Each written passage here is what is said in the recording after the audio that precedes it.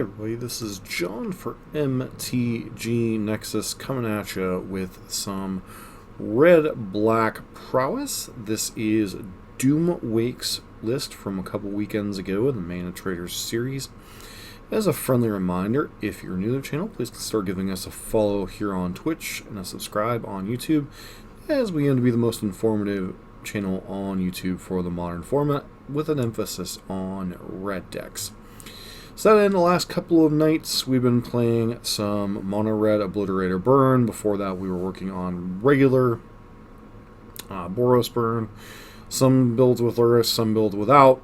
This time we are running back Lurrus, but in a Prowess shell that I have among the least experience with, the red-black shell. I have some experience with the Izzet shell, and obviously the mono red shell. This one's a little bit different in what it's trying to execute. This was I believe, the final form of Lurrus Prowess before the companion nerf.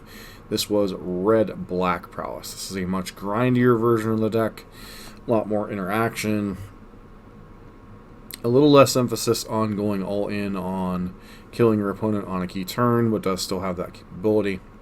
So how is this version different? Well, for starters, you have the black cards for interaction. You have things like Fatal Push and Thoughtseize to interact with your opponent on different axes as opposed to burn spells. Fatal Push killing most creatures you care about in the format.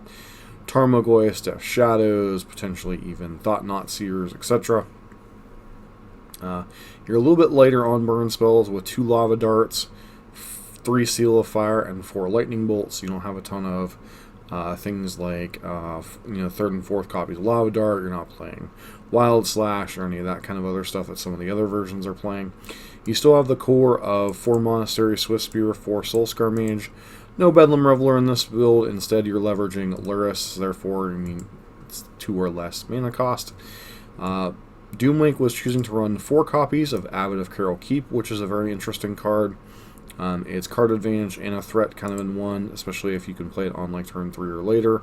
Almost every spell you're going to hit is going to be castable. Dreadhorde Arcanist as his 13th threat base. This allows you to flash back a ton of the spells in your deck. So, Clings, Fatal Pushes, Thoughtseizes, you're on Earth, etc. So a lot of value here for Dreadhorde Arcanist. 2 copies of Manamorphose and 2 copies of Kolaghan's Command. Obviously, Manamorphose not as powerful in this kind of deck, but you are leveraging things a little bit more proactively. And then 2 copies of Kolaghan's Command to rebuy threats, especially Lurrus, if it happens to get killed by a Bolt or a Fatal Push or something. You also get to leverage 3 Canyon Lands, even though it is kind of an off-color thing. You have your 2-color mana base here. Third color is a very small slash for a couple wear tears on the sideboard, which we'll get to in a minute. And then beyond that, you have Cling to Dust, which is a very powerful modal card. Allows you to exile things out of graveyards. If it's a creature, you get to gain some life in racing situations against burn, against other prowess builds. Also can exile an Uro, which is problematic for a lot of red decks to deal with. And you also get to exile other cards, which allow you to draw cards, continue to cantrip through your deck, in addition to the Mishra's Baubles and that you are playing with your Lurrus. One thing to note, no copies of Lay Up the Stage in this build. There just simply isn't the room. Kind of turning that off with Mishra's Bauble. Sideboard. This sideboard is quite interesting that Doomwake built. 3 copies of Kiln Fiend kind of allows you to take on a more aggressive role in certain matchups. So, against decks like Ad Nauseam, decks like Tron and such, that you don't necessarily want to be trying to play a grindy attrition game. This allows you to kind of transform into a more traditional mono red version and be a little bit more aggressive. 2 copies of Nihil Spellbomb. Pretty nice when you're interacting with your opponent's graveyard, whether it be Uro decks, whether it be Dredge decks, etc. It's nice to have more interaction. 2 copies of Wear Tear when you need more shatter effects against chalices, as well as the tear effect being pretty nice against any type of ley lines. 2 copies of Collective Brutality, pretty nice in a lot of spots, especially the red mirrors. 2 copies of Infernal Reckoning. If you haven't seen this piece of work, this is basically a 1-mana Doomblade with upside against any type of Eldrazi Tron deck. It's really kind of wicked to exile your opponent's Endbringer or Thought-Knot Seer and gain some life in the process. And finally, 3 copies of Molten Rain. This is kind of a slot where you would see something like Blood Moon in a lot of decks. The Prowess decks, obviously, you're kind of reliant on your black spells. You do have 1 swamp you can kind of fetch up, but you're not easy to fetch it up. You only have, 4 fetch lands that get it. So it's not always easy to get your basic swamp, so this is kind of your Blood Moon fill-in here as disruption for big mana. That said, let's jump into a league and see how we do. I am a little bit tired tonight, so if things aren't coming across quite as coherently as I like, that's part of it. So we may only get part of the way through the league tonight, we will see. But I did want to continue my streak of days in a row here, streaming on Midnight Modern for y'all.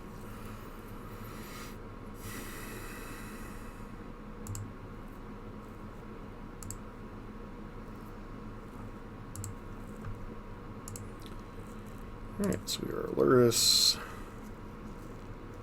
here on the play, which is kind of nice.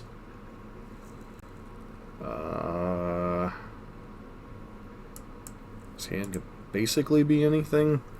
So we're in a Lurrus Mirror. I think in a Lurrus Mirror I'm going to go ahead and keep this hand. We do have a couple pieces of interaction.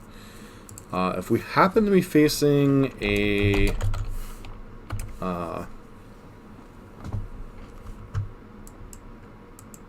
Boggles deck, obviously will be sad, but you know, this hand seems pretty reasonable in any type of burn or Prowess Mirror, so gonna use our baubles to kind of set up our draws, set up our information a little bit.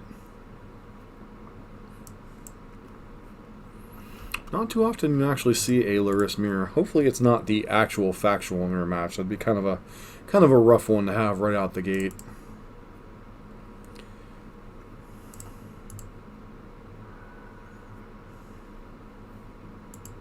Merrick Orb. Nope. We are up against Mill.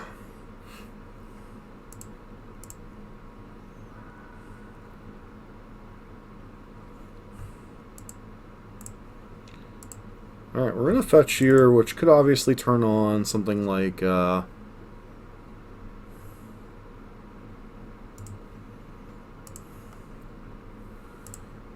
Archive Trap, but I don't think there's really a whole lot we could do about that.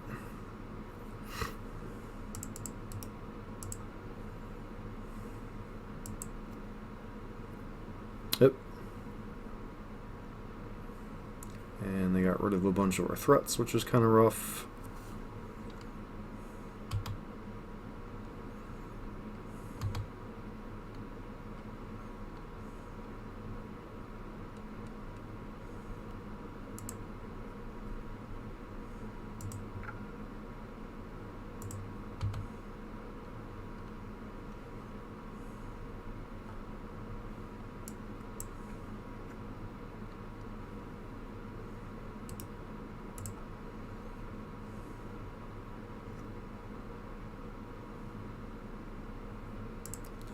I always like trapping Archive Trap in our opponent's hand. And while I would love to get card advantage off this Abbott, I just don't think it's worth waiting an extra turn to try to draw a land here. And we were punished for playing the extra bauble that we didn't need to.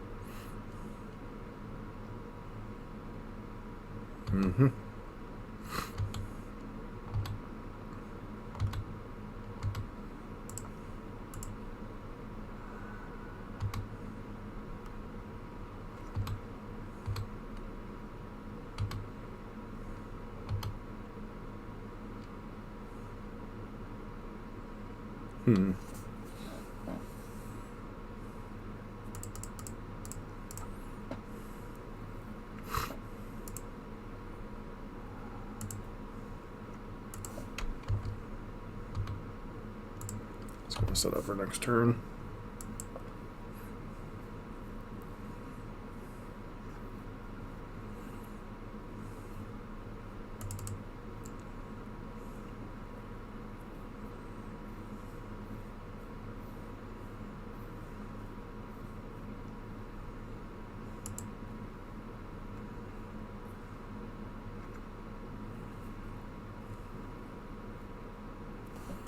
got crabs.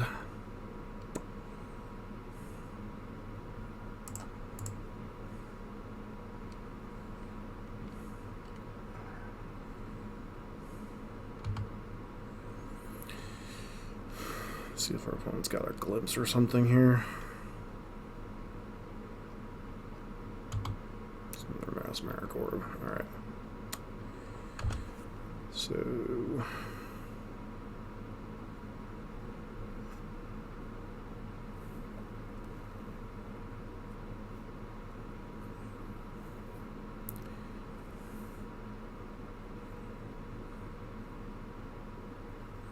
can we kill our opponent this turn? 2, 4, 6...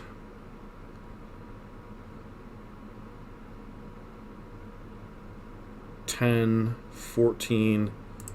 If we draw a spell, I think we kill them here.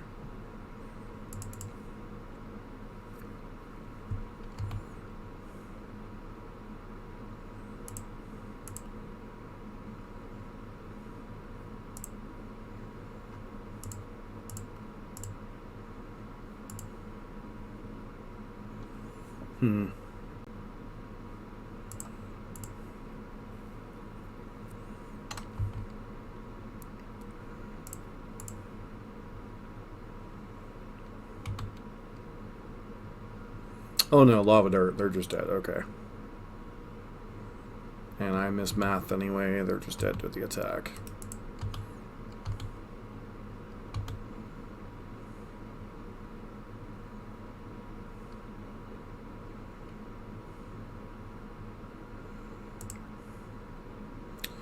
Sometimes it's just nice to have that out.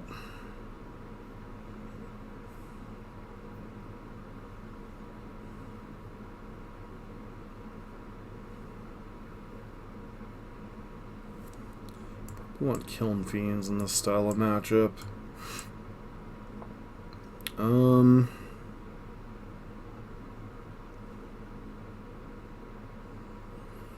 He's playing anything like the deck Ghost is playing. There's like some mana leaks and some Drown in the Locks, some mana, Fatal Pushes. Literally just started Gedwards. So far we're up a game against Mill. Guess we get the Fatal Pushes out of here. Like, they kill... they kill Crab, but everything else in our deck basically kills Crab too. Bolts kill it, Seals kill it, Lava Darts kill it. Otherwise it could be a relatively dead card. We could like go down the rabbit hole of like Wear Tear or Molten Rains. But I think we want to be the aggressor. I don't think we really want to be interacting with our opponent all that much. Maybe just keep in Thoughtseizes to take like a key, hey, thanks for the subscribe. Greatly appreciate that.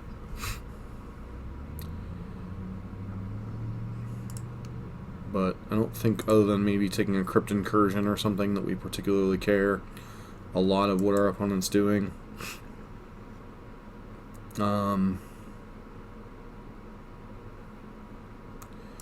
This hand's interesting, but I don't think it's quite explosive enough. It's very light on resources, plus we have 4 lands. So, this hand is much more interesting to me. I appreciate that a lot. I think we put the Sunbit Canyon on the bottom here.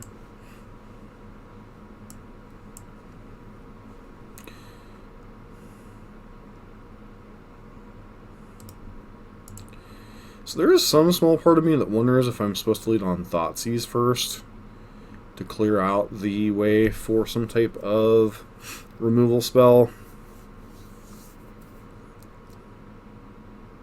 See, the aggro player in me just wants to play Swiss Spear and attack, but the... yeah, I'm not really sure on this line if I'm supposed to be attacking first or what. So I'm going to lean on what I know. And what I know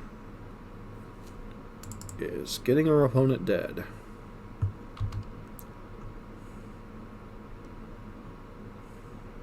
Actually kind of awkward, right? Because like we can't double spell next turn, so...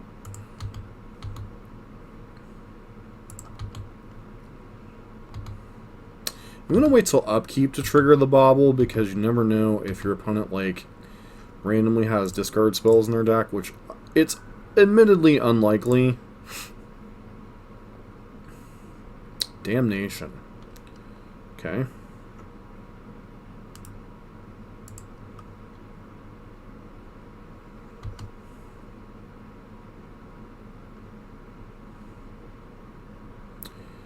Nothing like drawing the all black spell hand with only one black source. Drown. Yep, eliminate. Okay.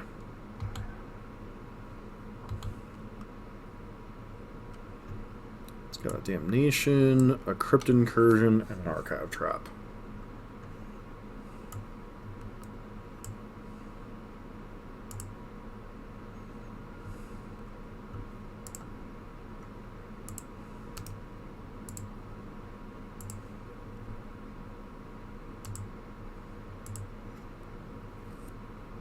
How's your night going, Edwards?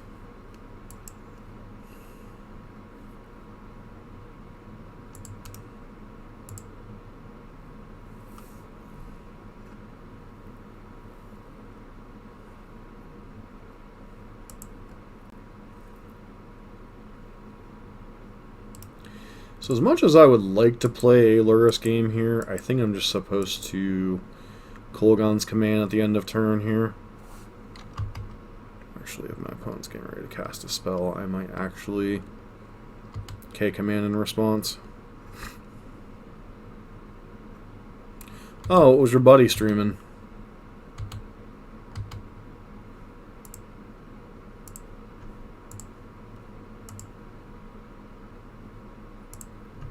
Okay, target player...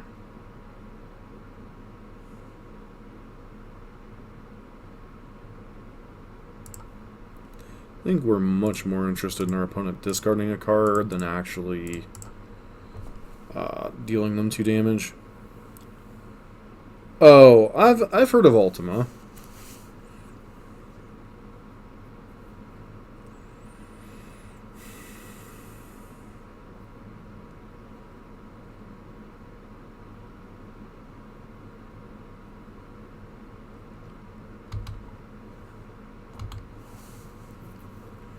Cycling a Visions of Beyond.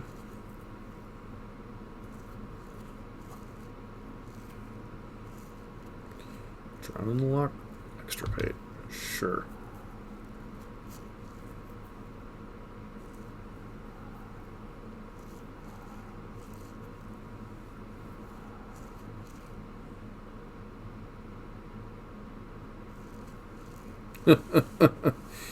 Well, it's a little outside my comfort zone in terms of what the deck's trying to do, but, you know, we're switching some things up here.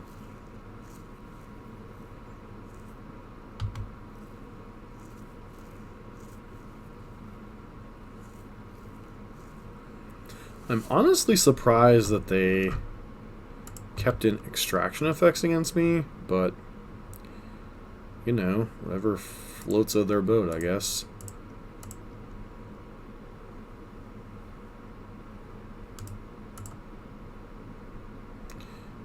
Hey, we know one of the cards in hand is an Archive Trap.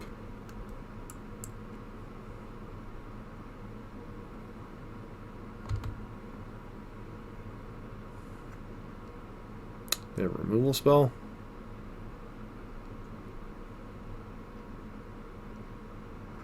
Okay. I thought we could do to save that there.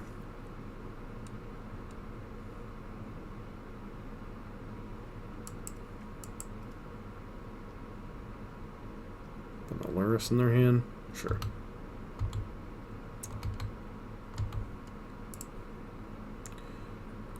What do we actually extirpate here? Extirpate Crypt Incursion. Uh,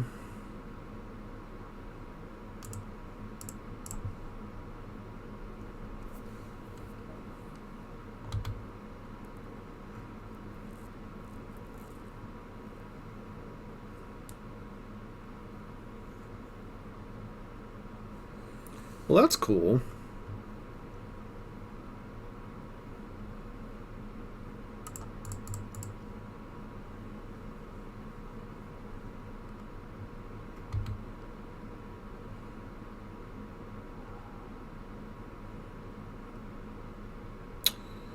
So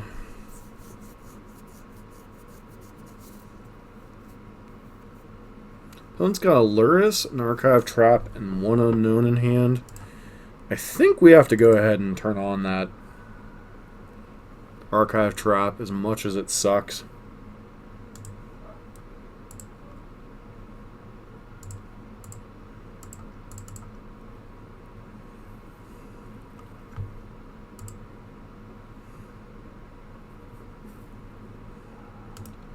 Kolaghan's Command's a rough one to let go, but is what it is.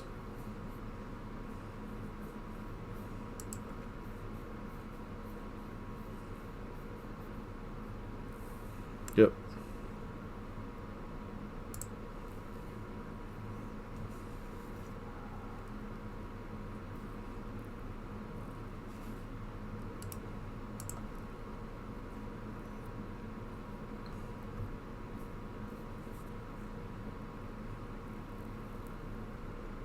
I was gonna say, our opponent's almost got to play Lurrus here, right?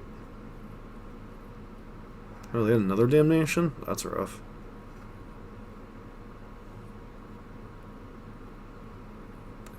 I was gonna say, are they surgically extracting us? That'd be a heck of a blow.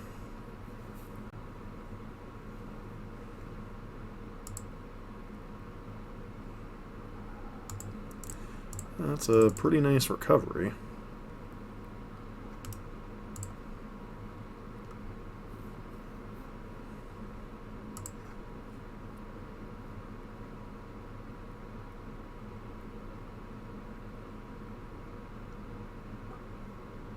Yeah, it's unfortunate.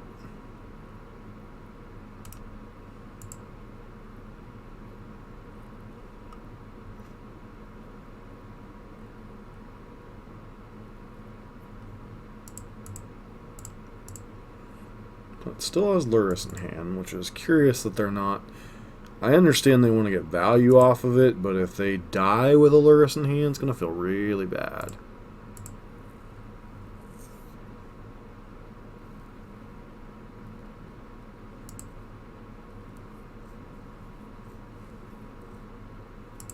I think we just put our own Lurrus in hand this turn.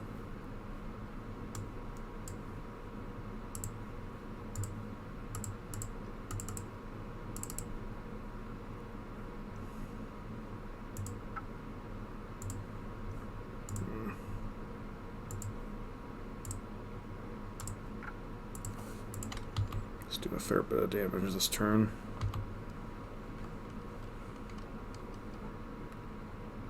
Our opponent has Crypt Incursion, they have Crypt Incursion.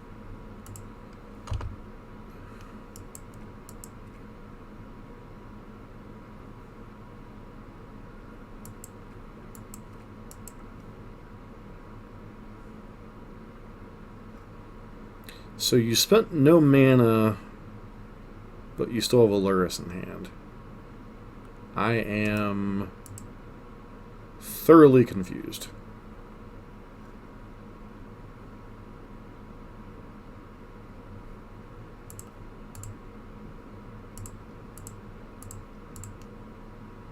Does not seem like the best of plays.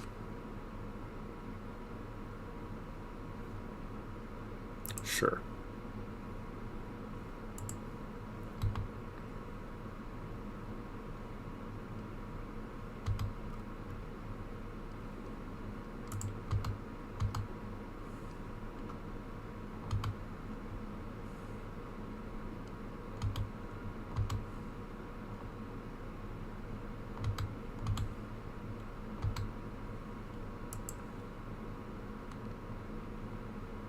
I guess playing Lurrus wouldn't make much sense in the face of a Seal of Fire, huh?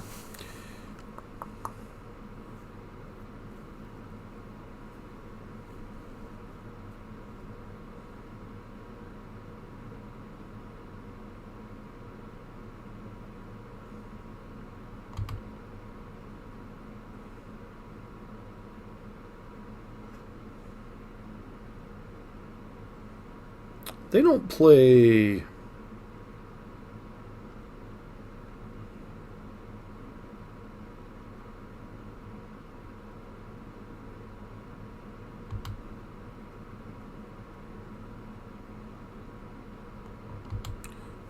the old... I'm trying to rebuy my...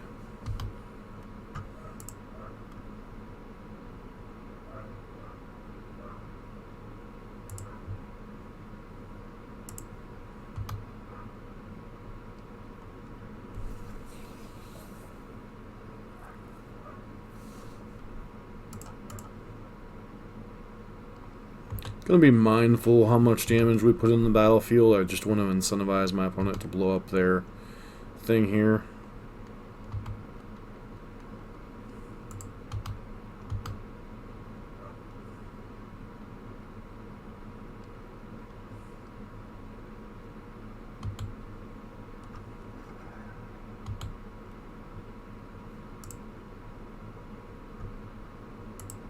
Yeah, play Dreadhorde Arcanist.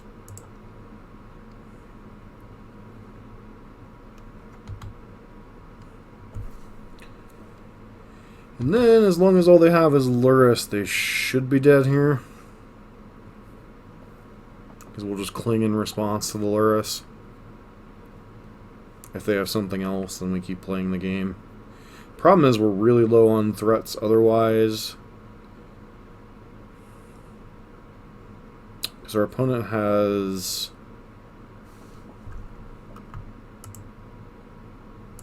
removed our 4 monster Swift Spears from the deck.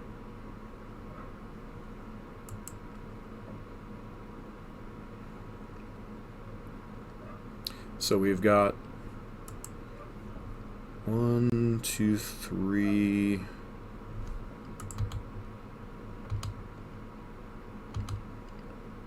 Trying to get the second main phase nonsense.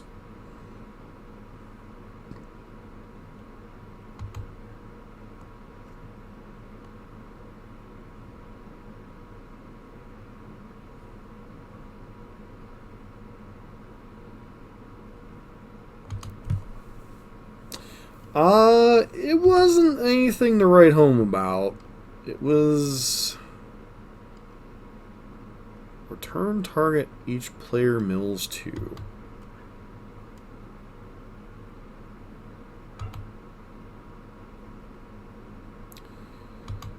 So, the thing I will say about...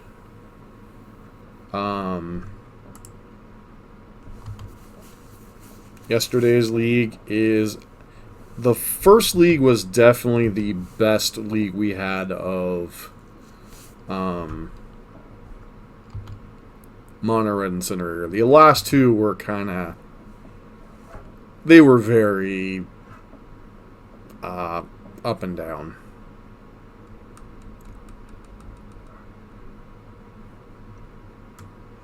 Very, very, very up and down.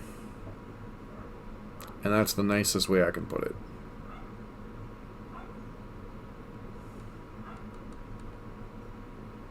Somebody has the dogs fired up downstairs.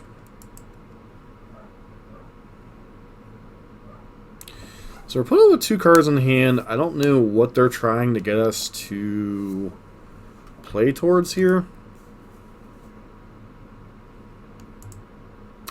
We know they have Lurrus in their hand. We've already exhausted our Lurrus because they countered it.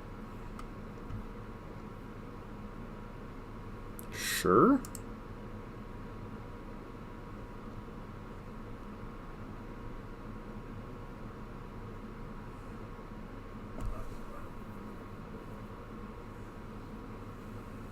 Bolchu, 6, 7, 8, 9, 10, 11. So we need to find 1 more point of damage from our opponent. We haven't milled any. It's It's kind of crazy. We have 9 cards left in our deck, and we haven't found any, whatchamacallits? Found any copies of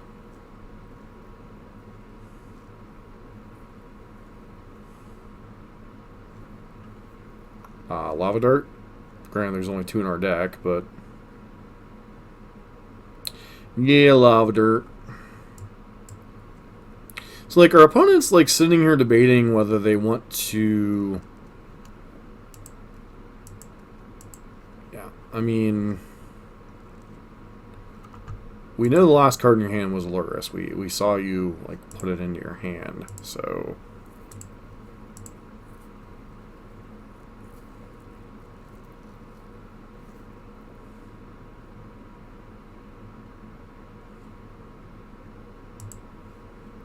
Okay, so you have EE on 0. That does you nothing, friend.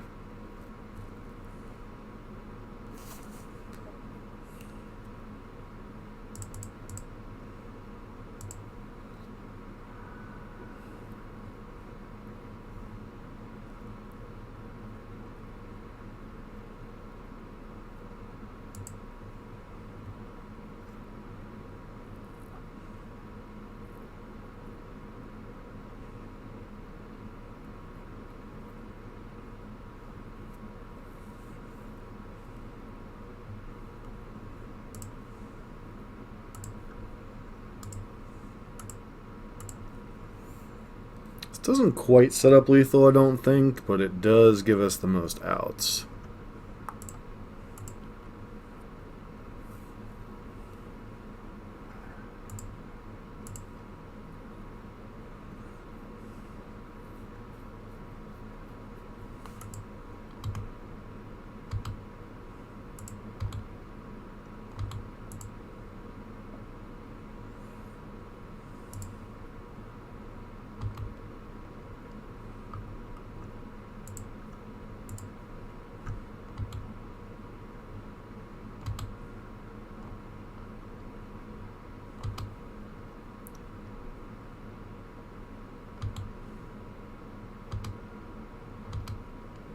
Now, even if our opponent finds a way to mill us out, they're just dead to our lava darts.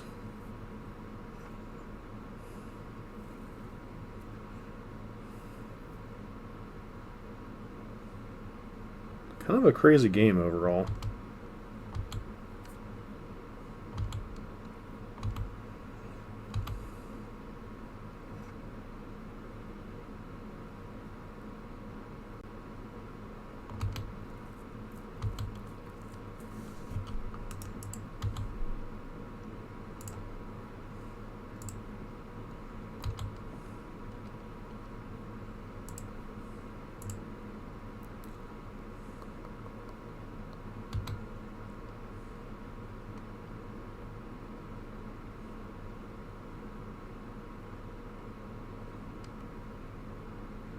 I was going to say, you have to Crypt Incursion in response to that, or you're just dead. And then we get you with the bolts.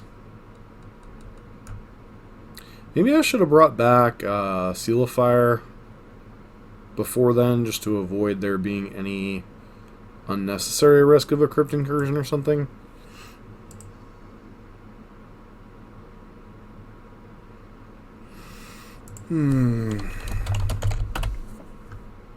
This deck definitely grinds, doesn't it?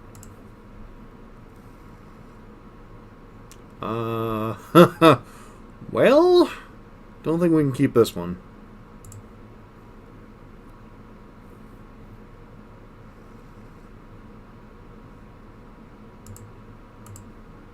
Question is, what do we put back here?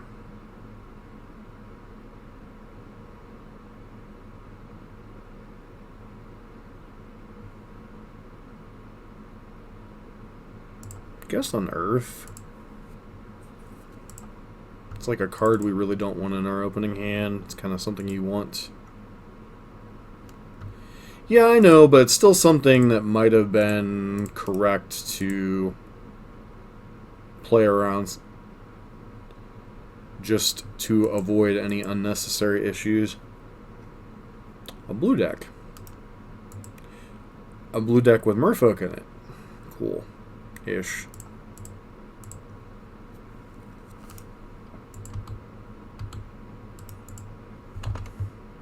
Well, if we get Spreading Seas, we're going to be really sad.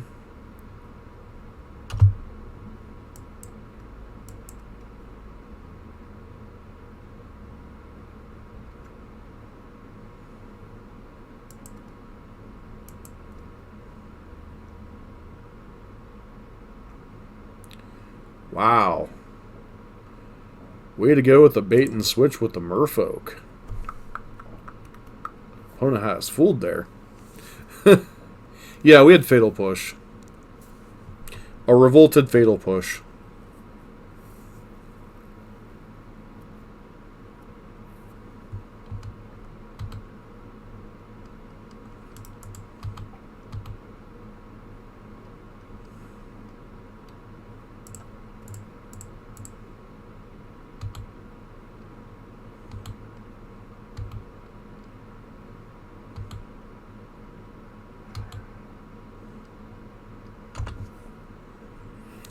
The problem is even with 2 colors, we don't have a way to kill Auriok Champion.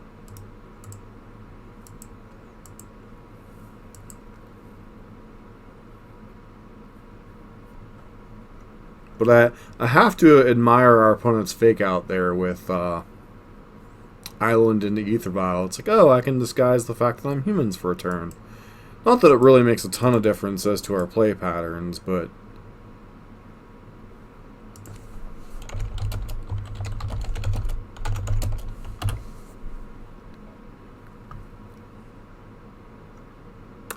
Meddling Mage and Aiming Lightning Bolt. Yep.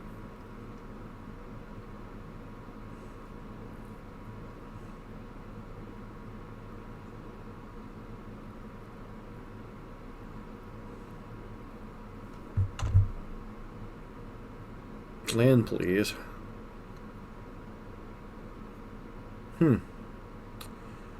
Kidoki. So...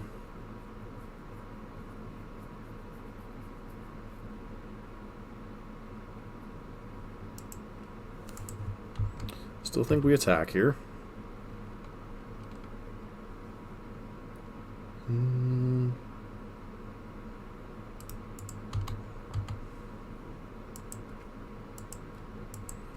I wonder if our opponent understands how... Okay.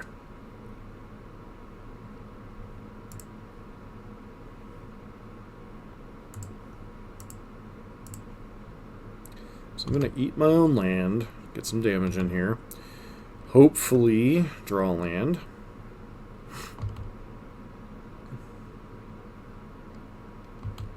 Instead, I just draw another 2-drop mana spell. Okay. So if we lose this game, it's probably because we don't have enough lands. Just hazarding, I guess.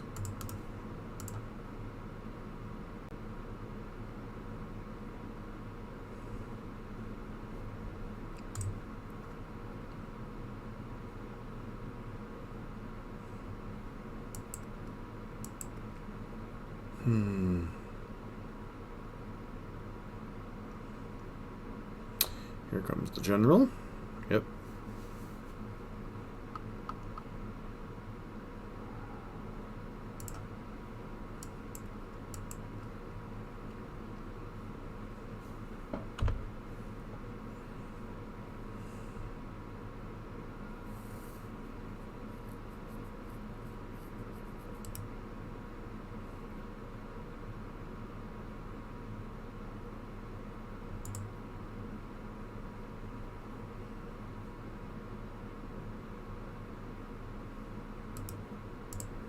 I guess we can technically live for one more turn.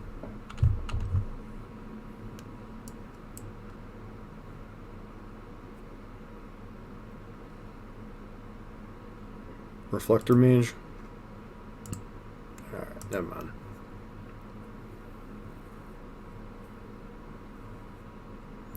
Problem is, we don't have a ton in our sideboard for this matchup. Like, I guess our main deck's already pretty decent against them, but probably want the Collective Brutalities. Doesn't really feel like a Kiln Fiend matchup.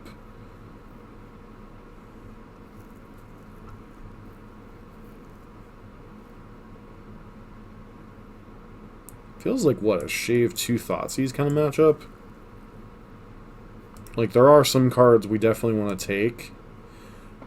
How much stock do I put in Auriok Champion? I guess Auriok Champion's a card we can't beat anyway. So maybe I want to do that and trim, like, a Cling... couple Clings.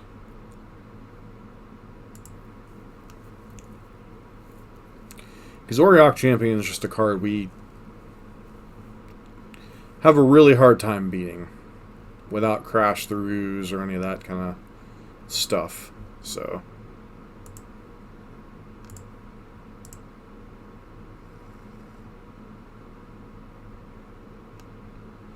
this hand's got a lot of lands in it.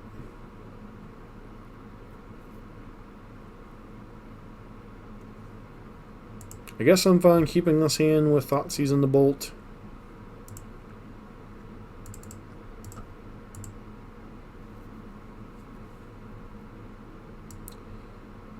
Ether Vial, Meddling Mage. Why would they bring in Knight of Autumn?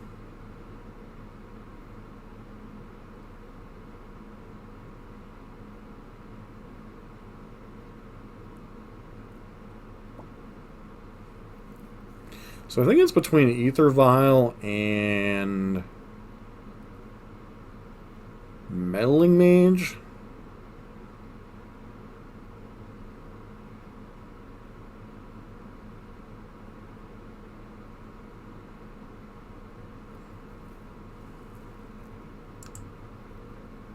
It's going to take Ether Vial and hope we can draw other removal spells besides Bolt. Feels like if we slow them down, we'll probably have the resources to manage most of what they have going on.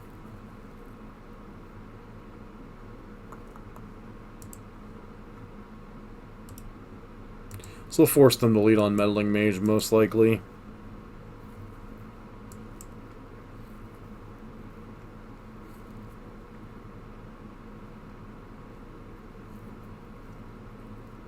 I'm going to lead on Thalia. I honestly would have led on Meddling Mage there, because you know your Thalia is probably very likely to die.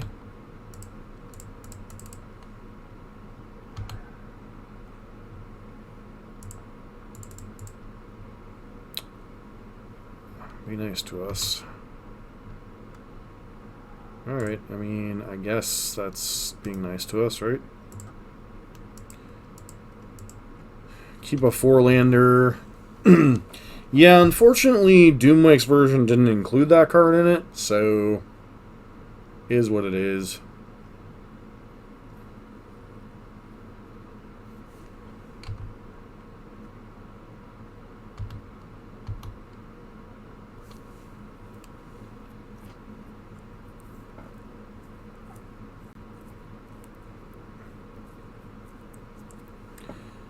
I think the biggest question is cracking this fetch land to thin a little bit, considering how many lands are left in our deck.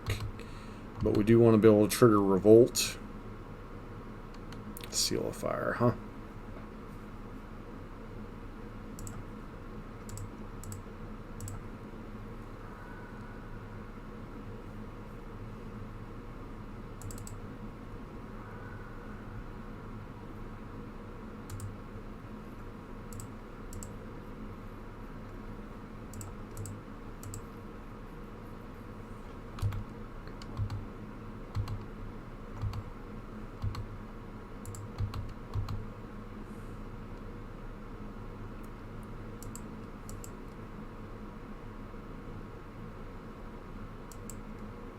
It's a pretty good set of cards overall.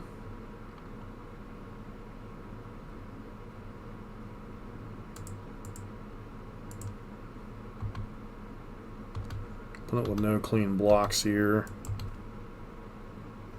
So they have Meddling Mage and Knight of Autumn potentially as plays.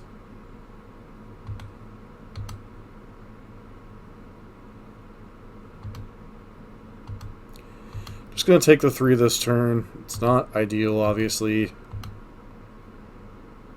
But this kind of limits our opponent's plays this turn.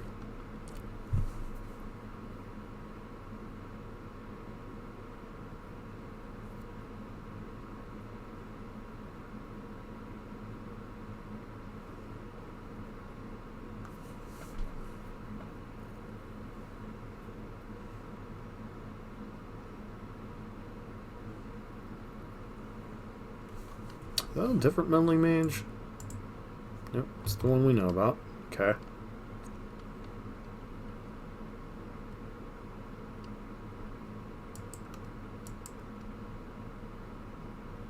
Probably named Lurrus here. Though Lurrus is a bit off. Lava Dart.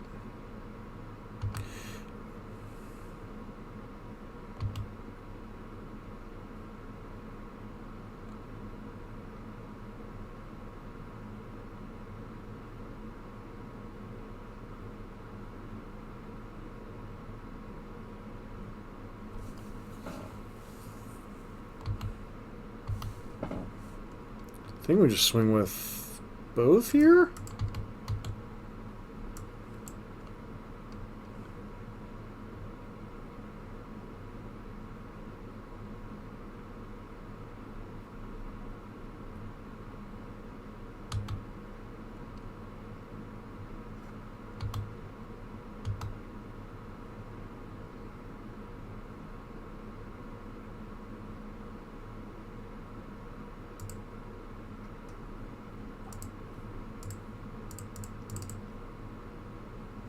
Kind of awkward here because we really want to play Soul Scar, but we also want to minimize how much damage we take. So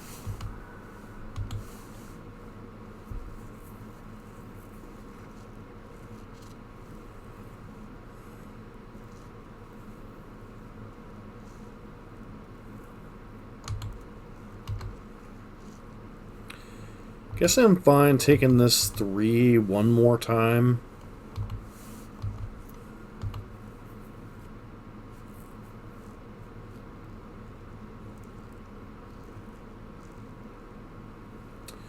That is a problem.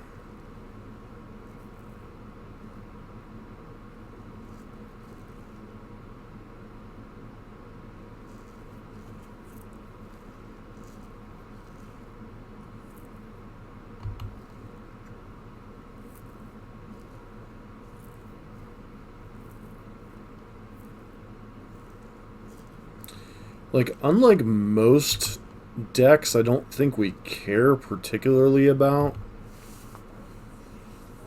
what's going on with our opponents, like gaining life.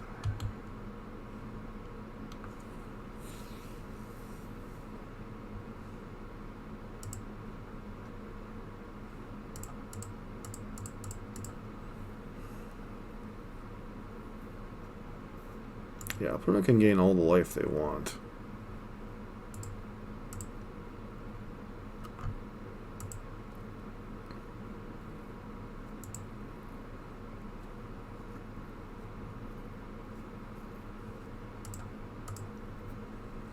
I think we get all of our creatures in play here. And yeah, they can Mantis Rider us for 1, and I think I'm okay with that. So we're definitely Seal of Firing that this turn. I know they have a Knight of Autumn in hand.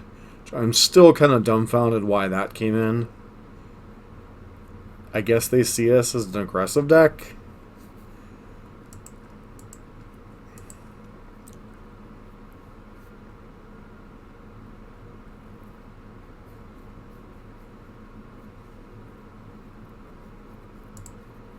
Okay.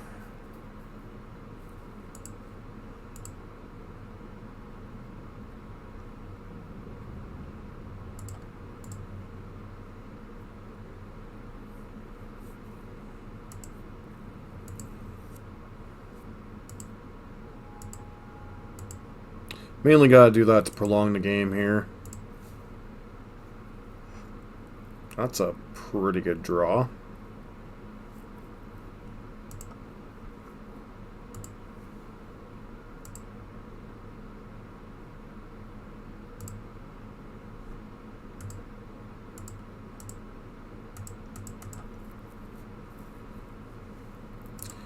Obviously, if they have another Manus Rider, we're just dead, but I think I'm okay with that outcome.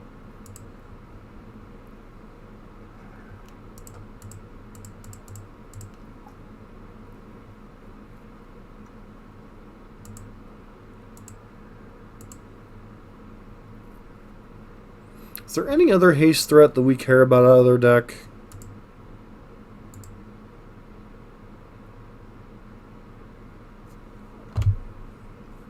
We can't block their Auriok Champion anyway, so... We know they have Knight of Autumn, which is whatever.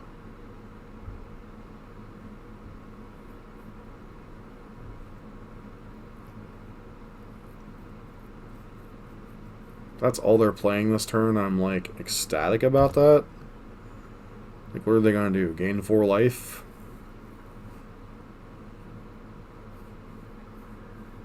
Okay, you got a 4/3. I have a Bolt in hand.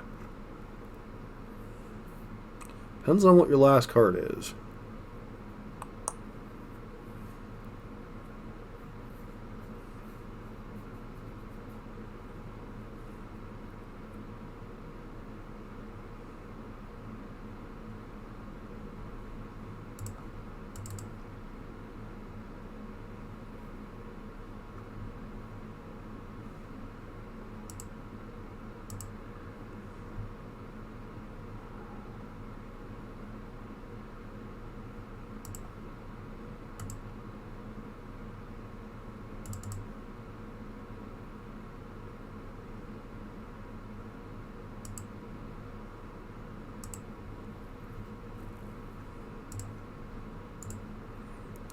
Use this to trigger Revolt. Push it good. Now we're covered against a Manus Rider off the top. Guess they're going to use this to deny us life gain. Nope. Opponent did not see the line. Okay.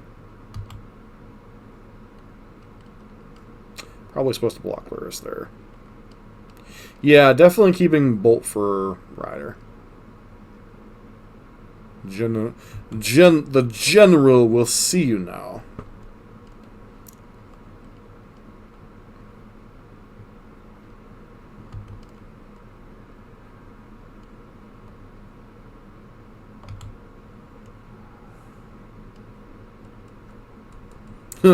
Last card in hand's a land. So you're dead. I got it.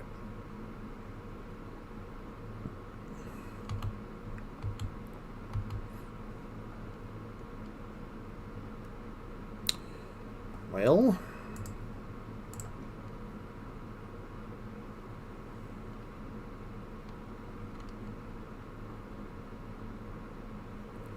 at least we can figure out why he didn't have a Kozilek's return, because it turns out Auriok Champion you can just overpower. Alrighty.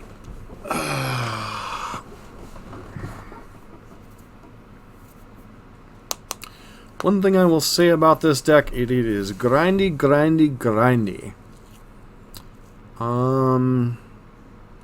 No, definitely not.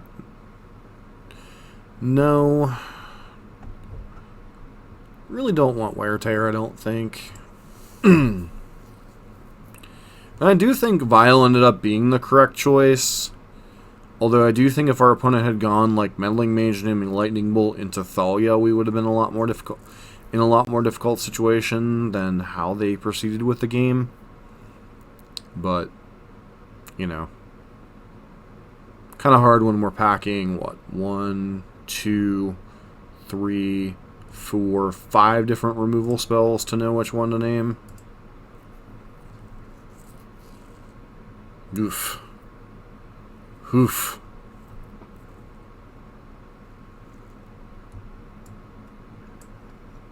Oof.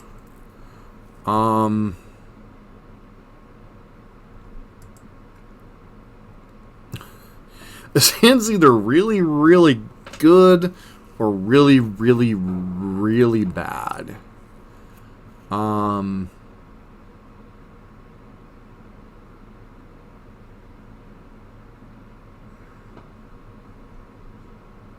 Guess we keep. Hope we Thoughtseize whatever relevant creature they had.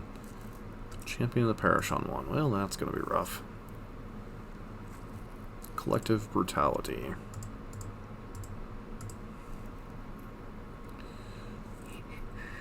Okay, Unsettled Mariner. Wow. I think that was a pretty easy key take there. So they're going to have Meddling Mage. They're probably going to name the wrong spell. Yep, and claim territory, playing Meddling Mage. Oh no, they just have Kite Sail Freebooter. Well, that makes things a bit more difficult.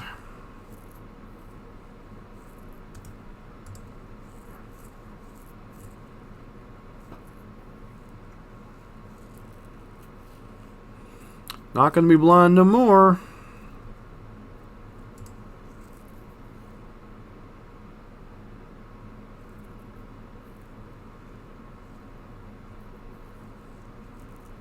Going to 16 here.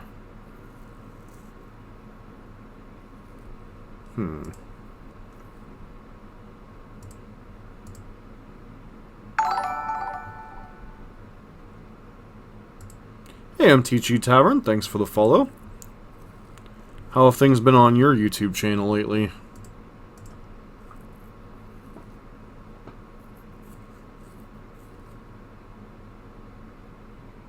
I think we just pass here. It's going pretty good. It's a weird night. This is only match number 2 and I'm almost an hour in with a red deck, so, you know.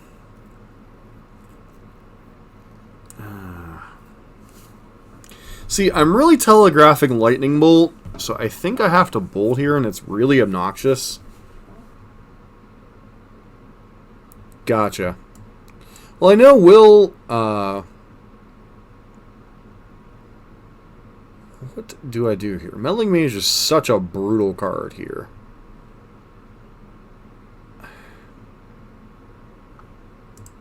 I think I just... Do I just bolt the champion? This is like 3 or 4 different levels of things that could go wrong. Because if they name bolt, I'm really in trouble here. So I definitely bolt one of these two. It's like, do I get my removal spell back and they name whatever?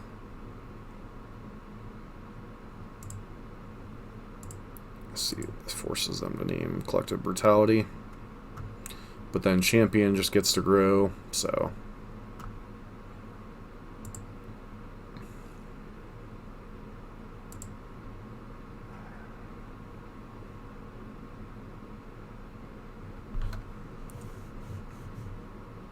Gotcha.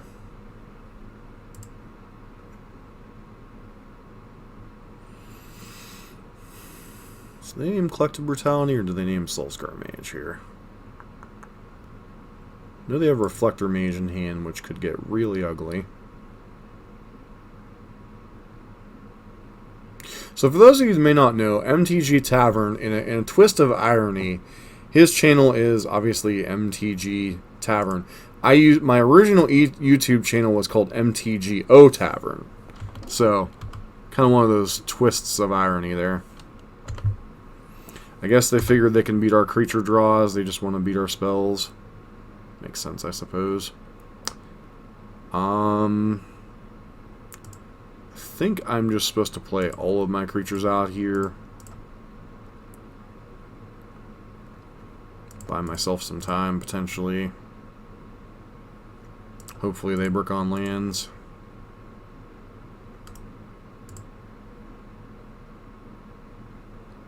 Yeah, I've been seeing...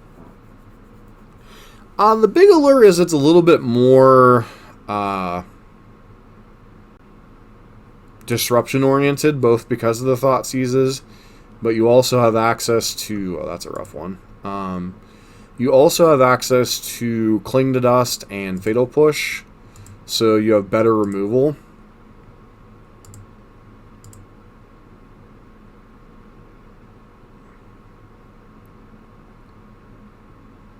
Do I just chump block here? I feel like I'm just supposed to chump block here.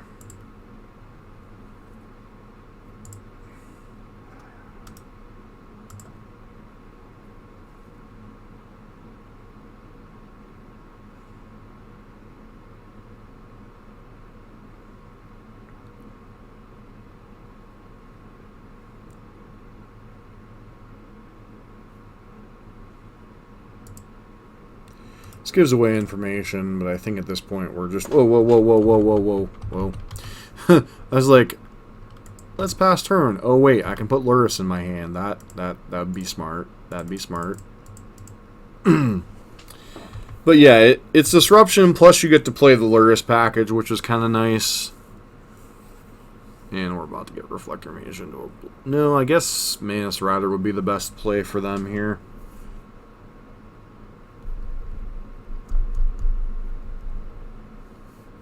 But yeah, this was my worry about the hand that we kept, was just the fact that it was all threats and no disruption.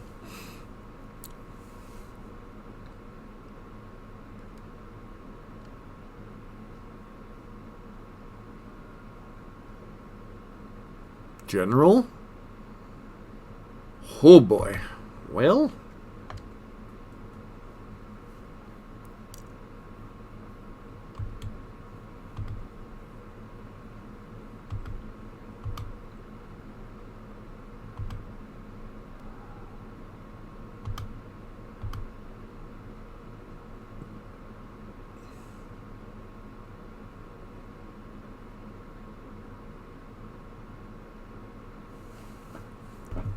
we just chumped the big guy.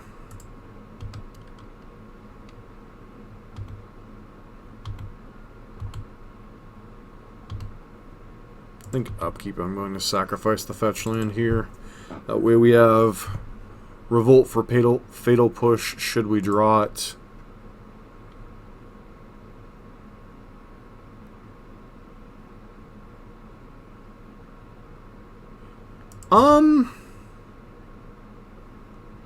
Yeah, that's just game. So game one, I kept the one lander, didn't draw a land, and died. Seems to be the story of my mono or my red base life. Game two, we did the thing, and then game three, I kept the all creature, one Thoughtseize hand, and my opponent had just a wide enough spread of stuff that we kind of got owned. So yeah, Prowess is a very... And it doesn't help that there's, like, apparently 4 flavors now of the deck. So, even if you say you're a Prowess player, it's like, well, okay, you can play, like, 3 or 4 different styles, even with one deck.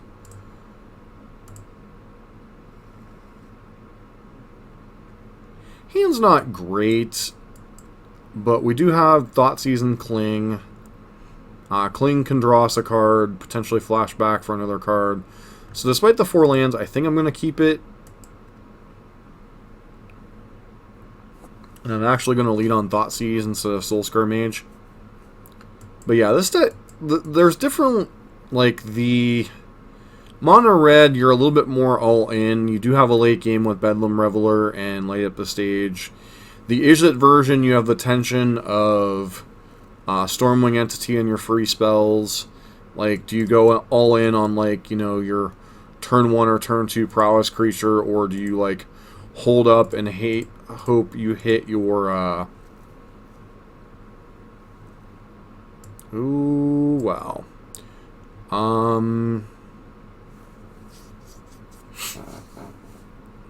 So we are up against the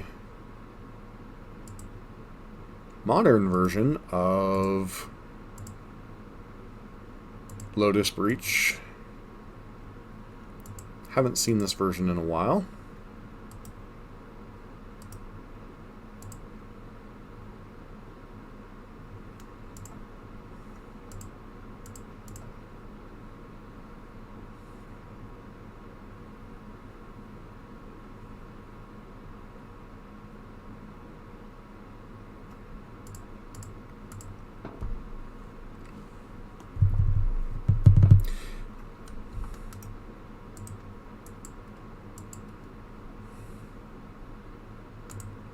Sanctum.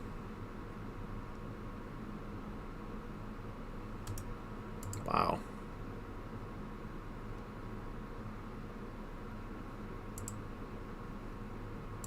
Alright, well, let's crack the fetch land first, then our deck a little bit before we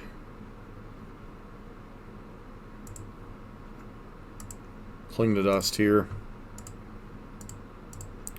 Triggers Prowess, gets us deeper into our deck. Looking for more disruption or more clock.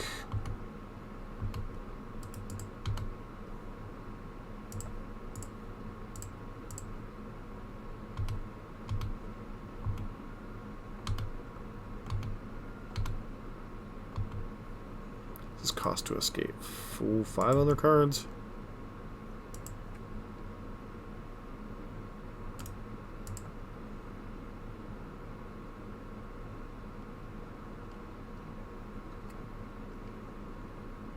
I like how they wait till their second main phase to play the Serum Visions. Like, what are we going to do to disrupt what you got going on, really?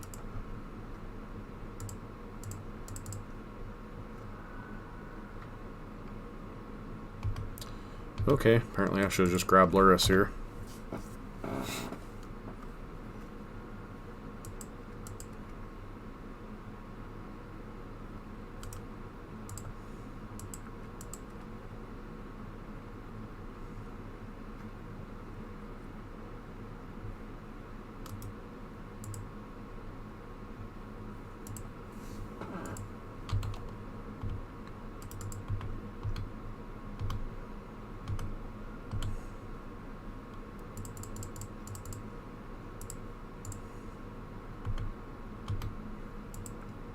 Holding this fetch land to be able to kill a Vizier of Tumbling Sands should they play it as a creature.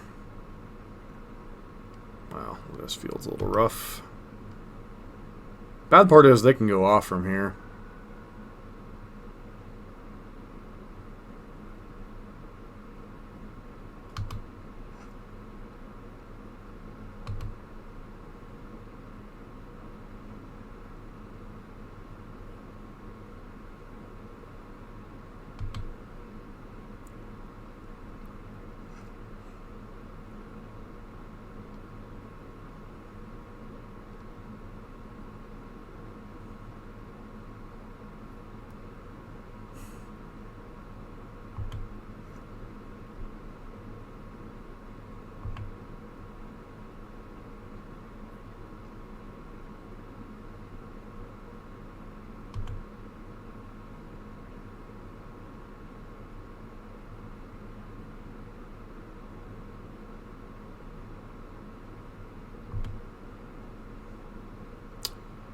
Yep.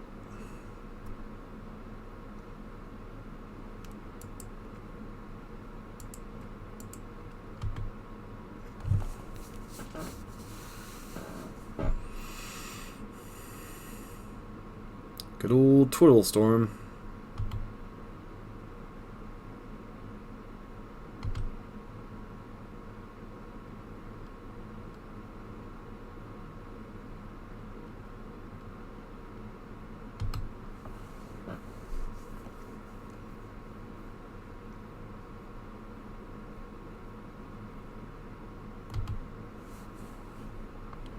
Haven't seen this deck in ages.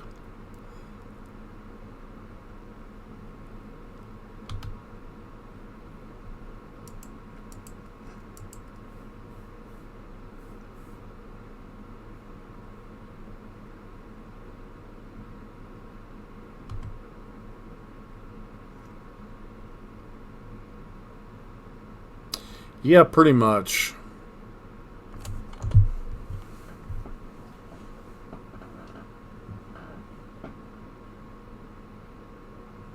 Problem is I don't know it's deterministic at this point, so I can't just concede.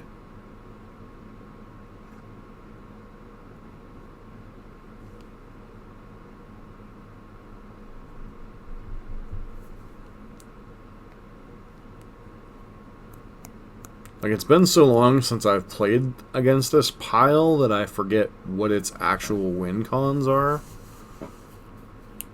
I guess we can look it up.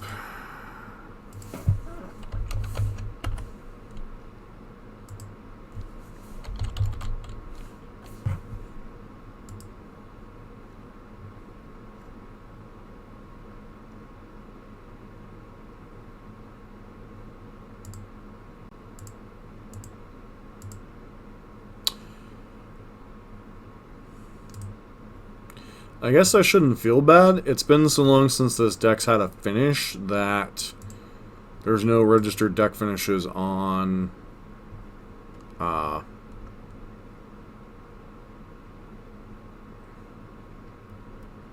I'm pretty sure it's deterministic from here, but it's just like, okay.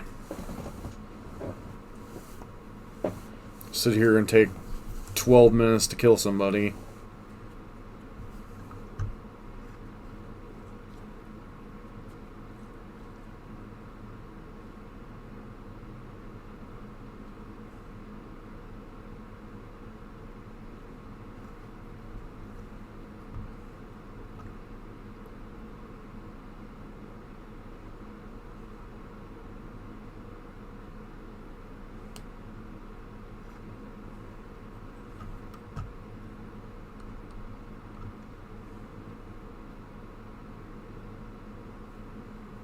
Black mana is interesting. Mastermind's Acquisition. Okay.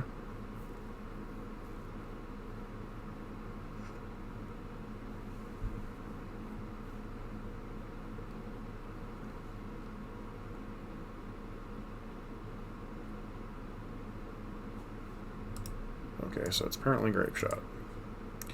Good to know.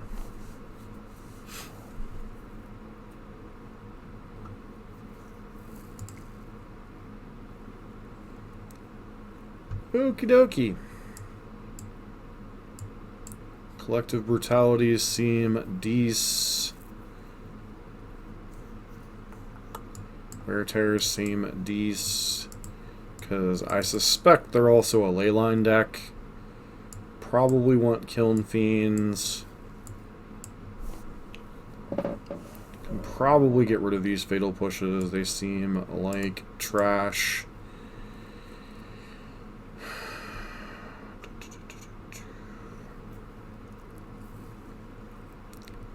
Want the Nihil Spell Bombs. Problem is we have so much stuff we want to bring in. I'm curious what we're actually supposed to go down. Unearth.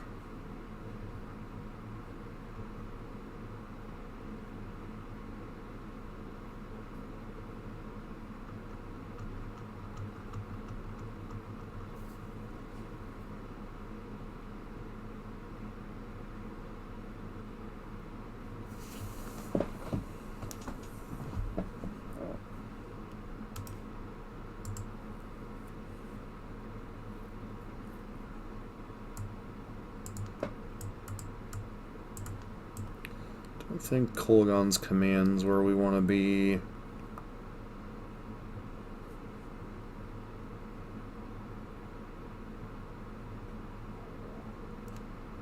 Arcanist seems a bit slow.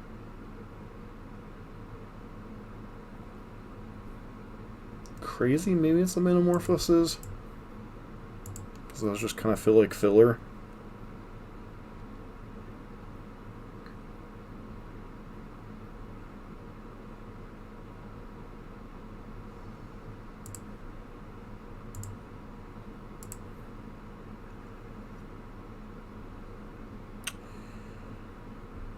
Well, I mean,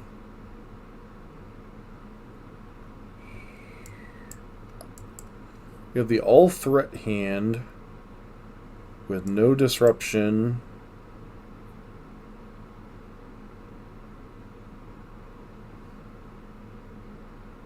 I think we keep this hand just on the basis of the disruption, or on the basis of the threat hand, especially Kiln Fiend. I'm not so much worried about Weather the Storm because Prowess has the ability to power through that.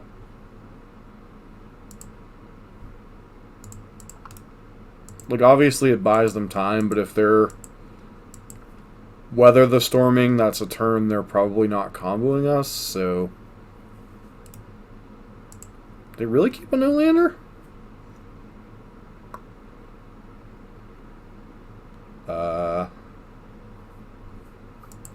Okay, I'm not going to complain.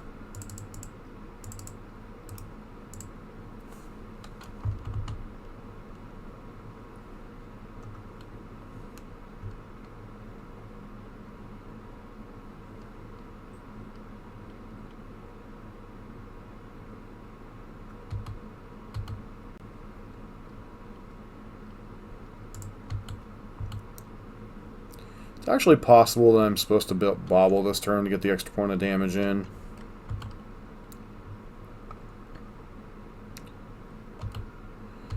I'm not going to compound the mistakes. I'm still going to play it here. Because we need to get some card flow. We need to get some spells going here.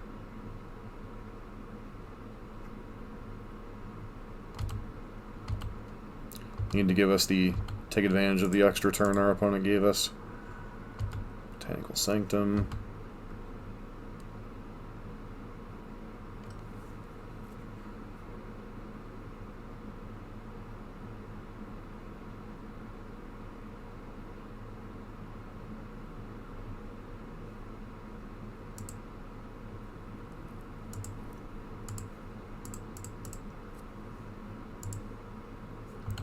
Taking a spell here.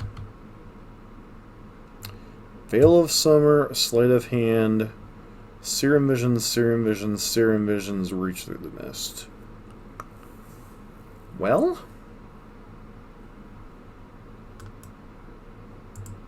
I think we take the only card that isn't necessarily a card draw, but is the card that kind of screws with us the most. Whoa, whoa, whoa, whoa. Oh. Okie dokie.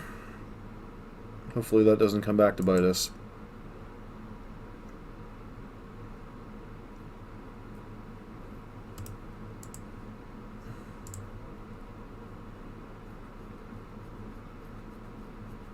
Get too happy with the skip trigger sometimes. 2 cards on the bottom. Cards on the bottom.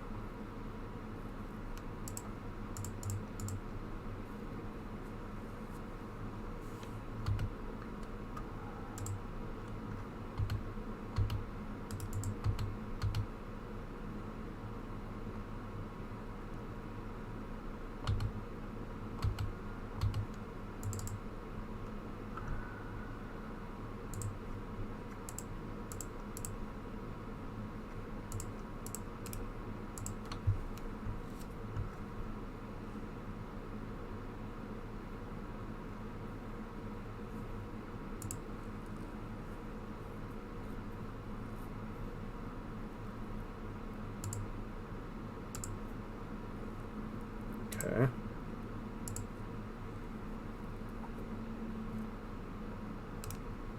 On deck, give me a spell.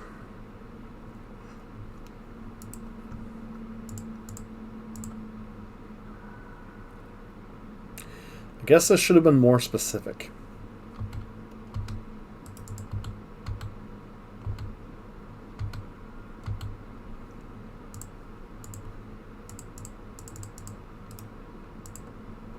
Not going to play the Kiln Fiend into another potential sweeper.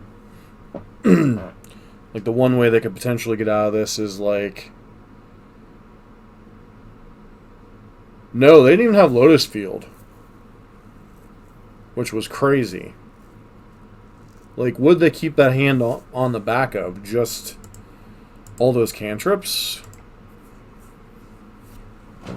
So does Veil of Summer change how we sideboard? I don't think so.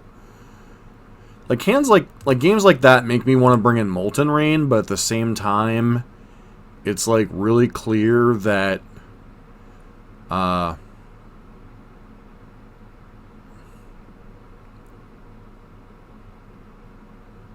if they have their good draws, it's not going to matter blowing up a land, because we can't blow up the Lotus Field itself.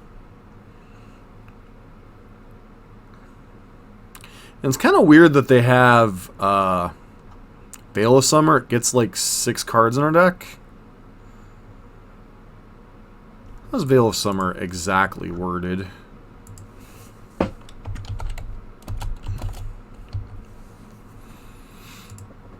does say permanence, correct? You and permanence you control. Okay, so we can still cling in response. We can still wear tear the whatchamacallit if we have to.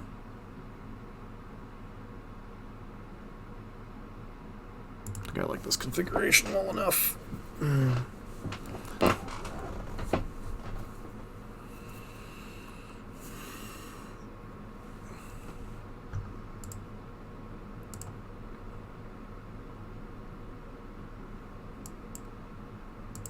I think we keep this hand. Not the best, obviously. Like, we have Thoughtseize and a threat. Not the fastest clock.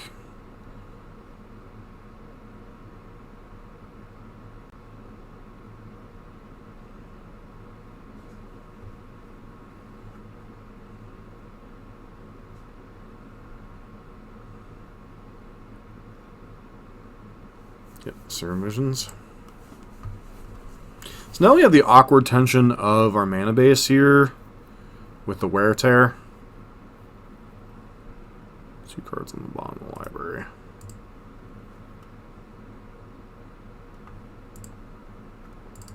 Obviously we get the black mana because that's what our hand dictates, but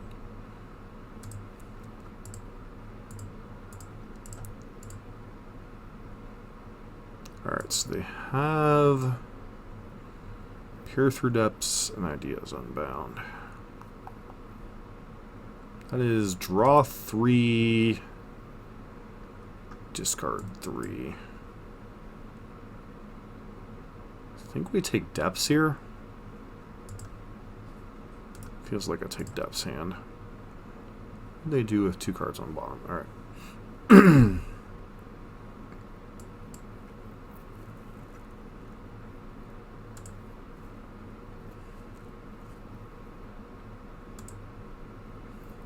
You're really going to cast Ideas on... Nope, we're just cycling Lonely Sandbar. Okay.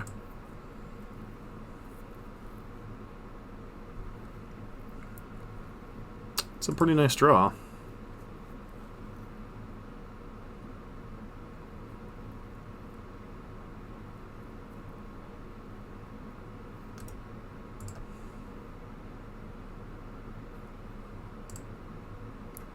We play Soul Scar Mage and Nihil Spellbomb here.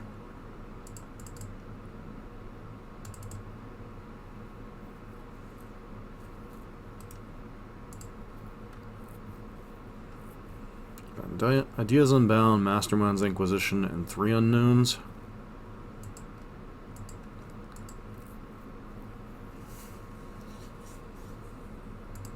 Cantrippin', cantrippin'.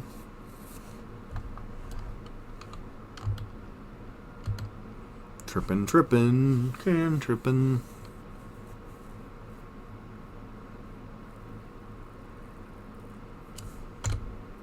Opponent continuing to hold up that Veil of Summer. We, whatchamacallit here?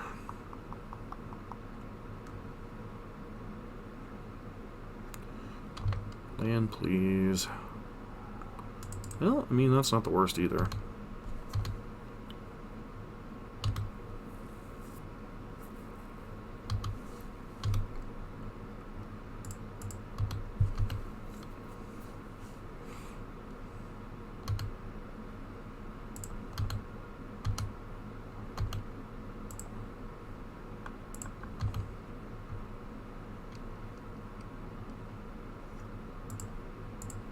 Veil of Summer, you might be holding up looking pretty silly, isn't it?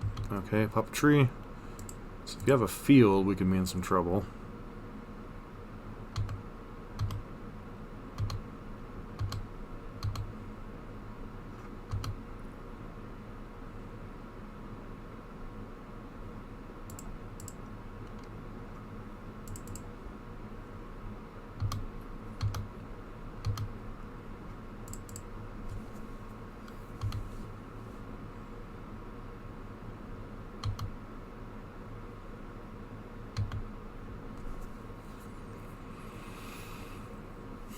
It's 9 damage.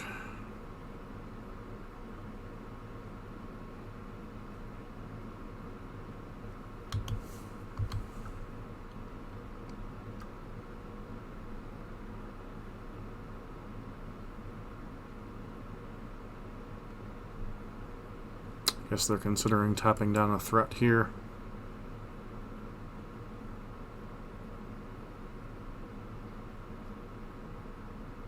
Sure.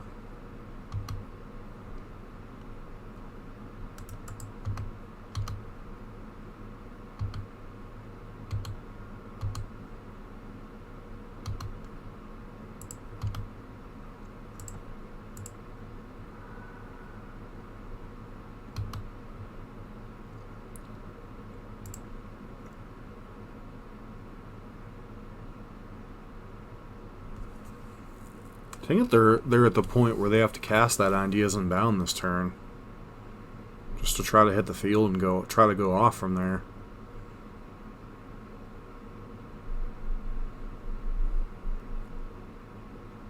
I mean, I guess they have a puppetry. Let's see one of the cards they're hitting at least. So they have a Dream's Grip. Okay.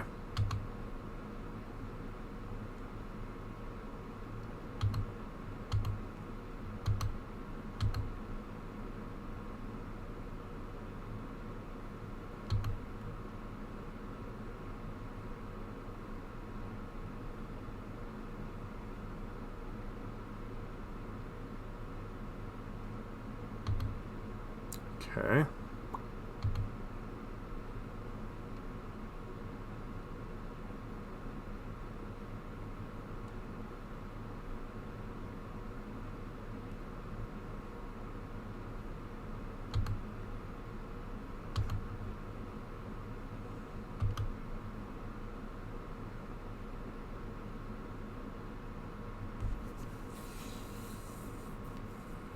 So if they have Veil of Summer here, does this Thoughtseize kill them?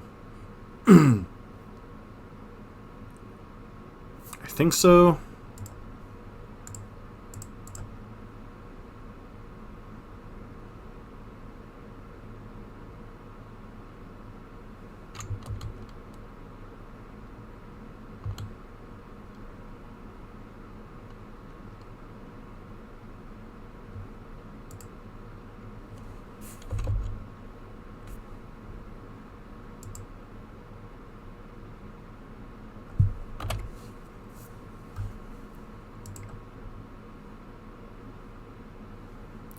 This deck is kind of insane overall.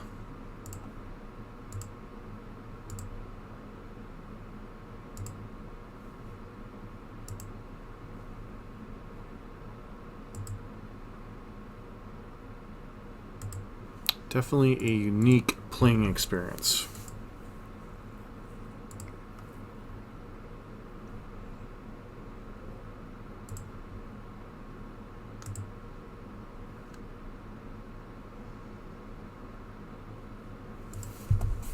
Play flash number 4 here.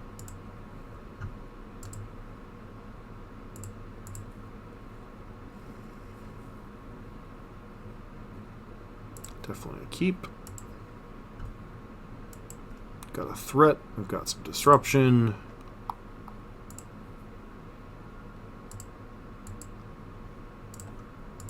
Let's see what you got working with over there, friend.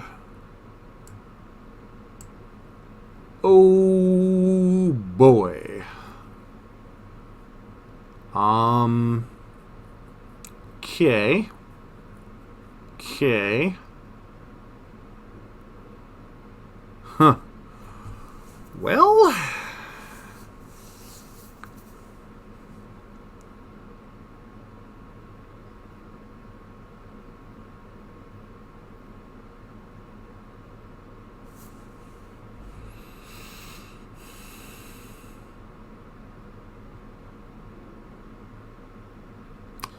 this is going to be interesting.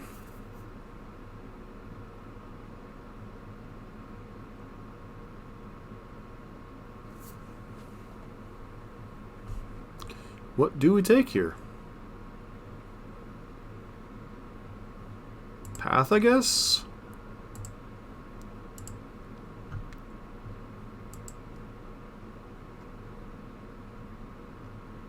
Wow.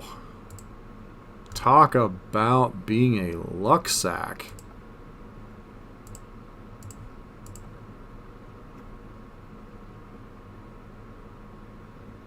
Alright, War Dog, sleep well, man.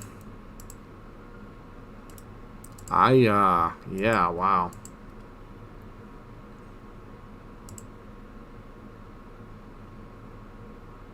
That was a brutal draw. That was a brutal draw. They draw a Thalia.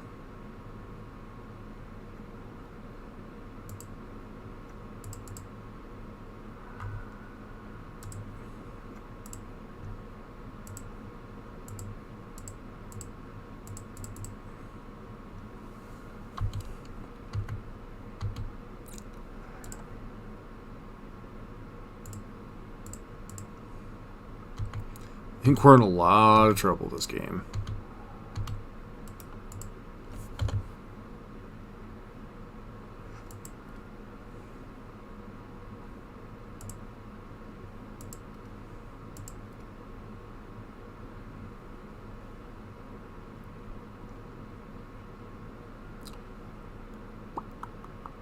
Yeah.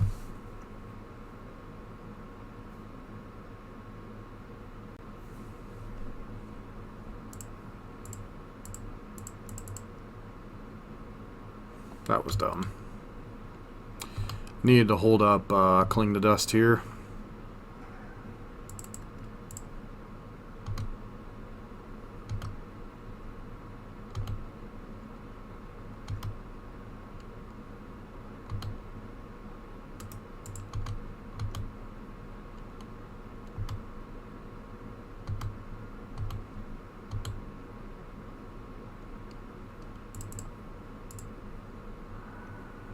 Now they get to Arbiter. Don't know what the point of Valiant now is, but whatever. They're drawing a swamp.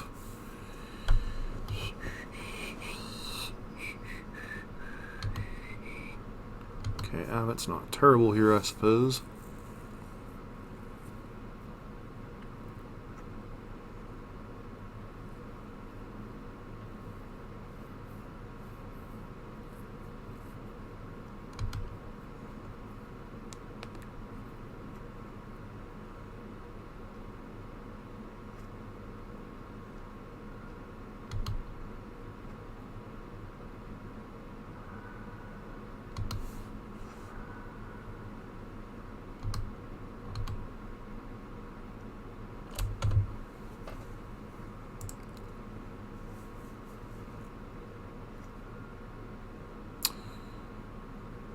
Their hand is Eldrazi Displacer and Flicker Wisp.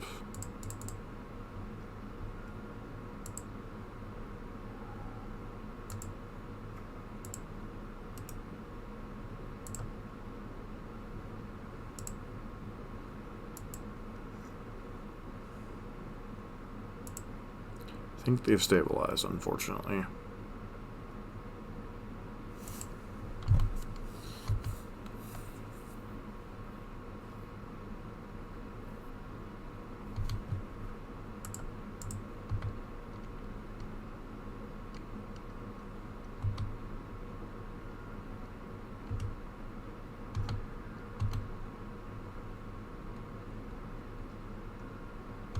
Okay, another Arbiter.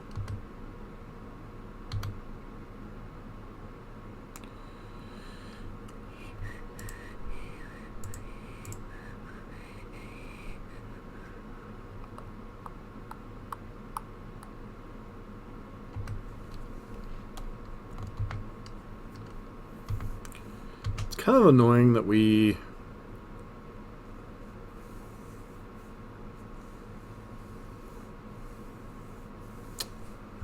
So I guess I cling the Ghost Quarter here.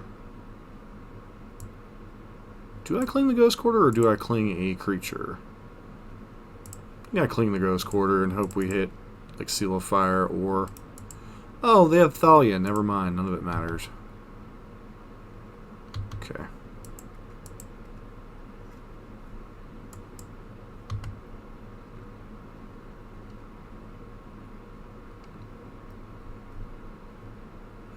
Ghost Quarter, delightful.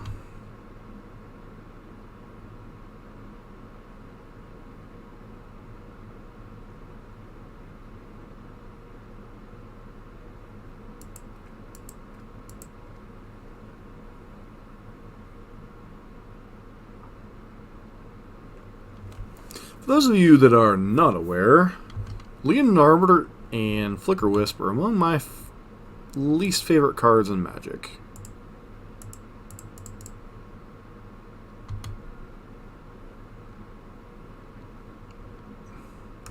Just because it's such a cheesy and bullshit deck.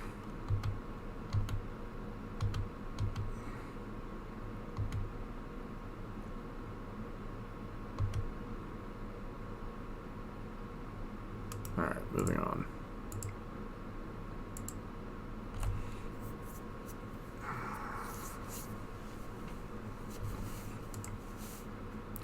Like, I would rather lose to... I think the only other deck that has ever gotten on my nerves to the degree that this deck does was Lantern Control when I was playing any deck but Burn.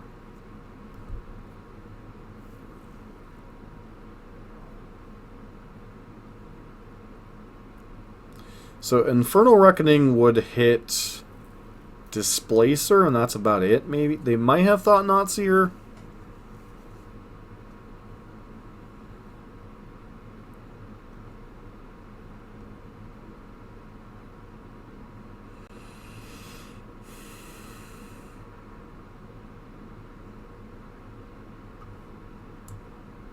Might want Collective Brutality just as another removal spell.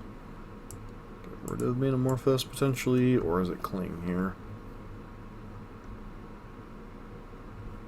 Feels like it's just Morphos.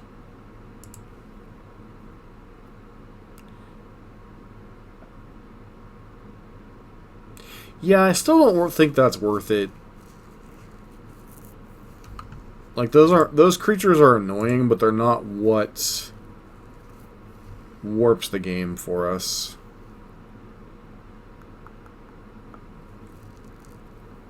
Is this hand good enough? I think so.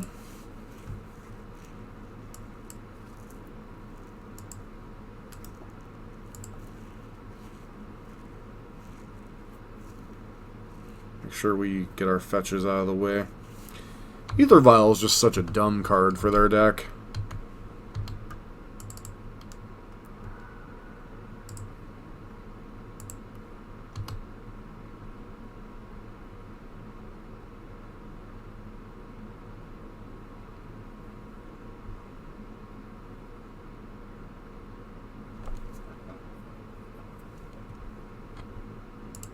I think I just play Soulscar Mage and hold up Lava Dart here.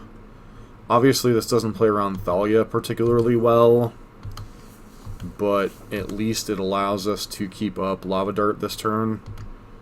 Not even sure what they would play that would want a Lava Dart this turn.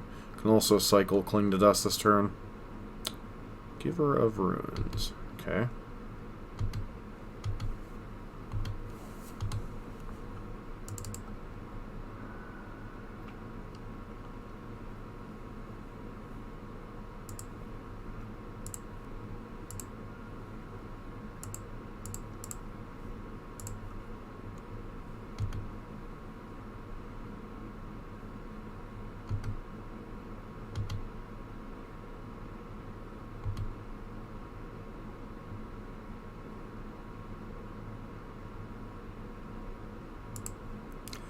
I think that was a pretty good draw.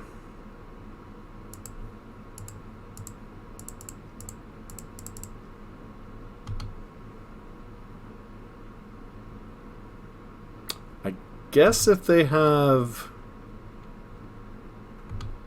Okay, they have another Giver of Runes, sure. Which is admittedly pretty annoying, but at the same time, we're still getting a 2-for-1 here.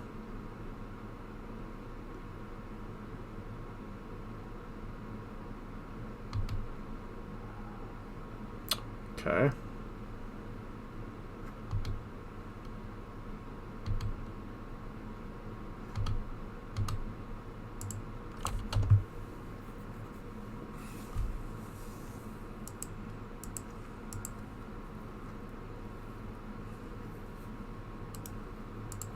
Yeah, Thalia's a little late to the party. That one's a little late.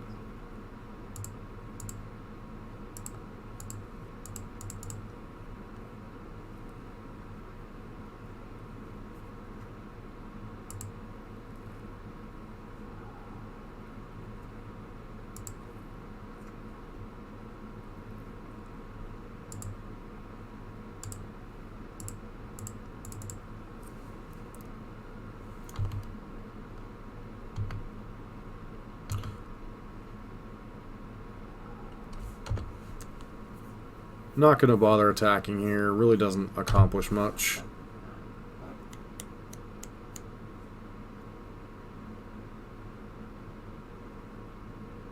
Path to Exile would not surprise me here. Fatal Push. Okay.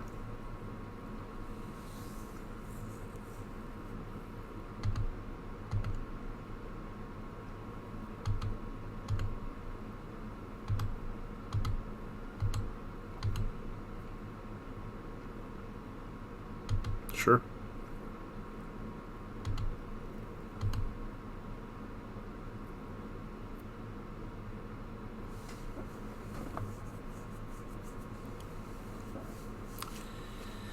So, opponent's got one card in hand.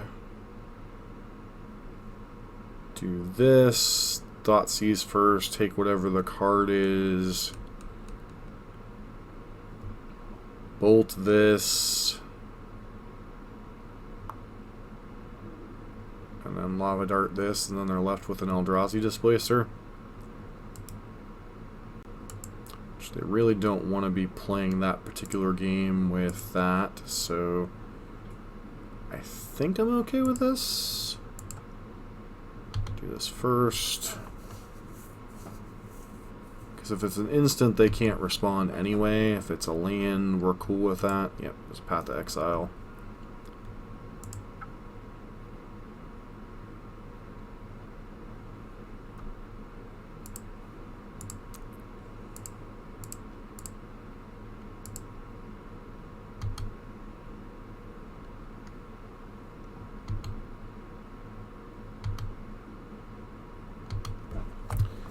Should have done that during our upkeep thingy.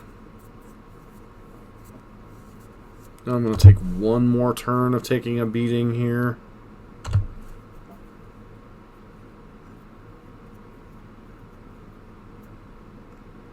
Okay, so they can blink.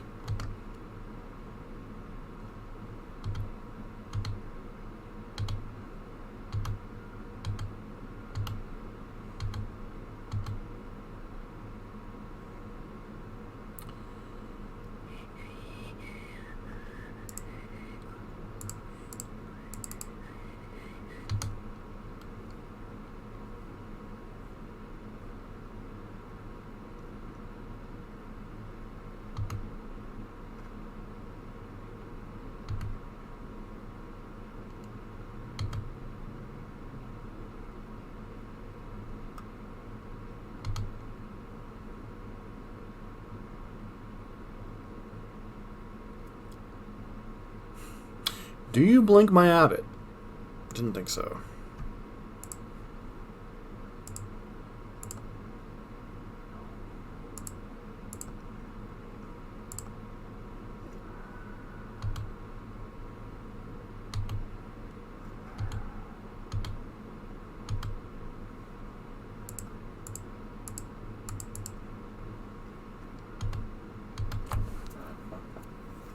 Okay.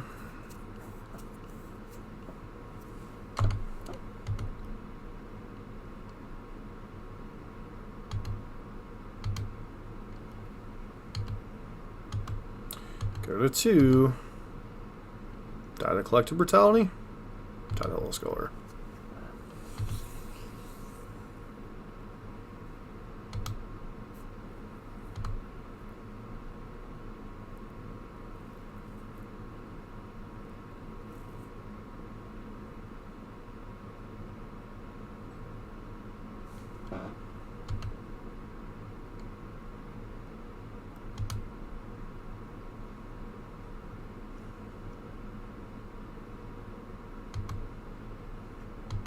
So it could be dead here.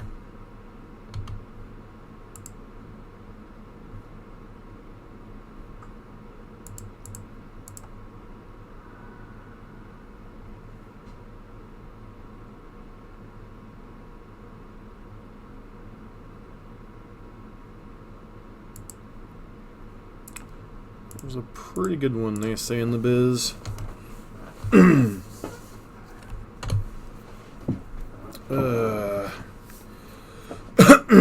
What you got? Another Eldrazi Displacer would do it.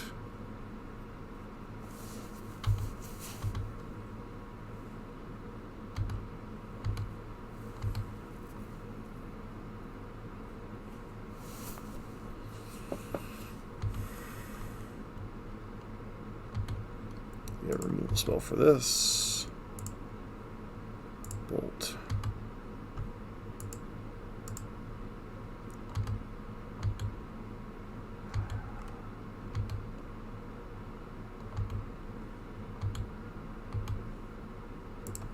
Put Lurrus into my hand. Let's hold up Bolt here.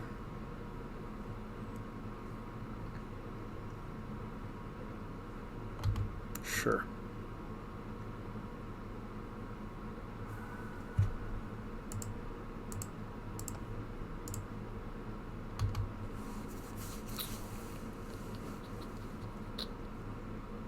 It's a concession lockup. It's indeed a concession lockup.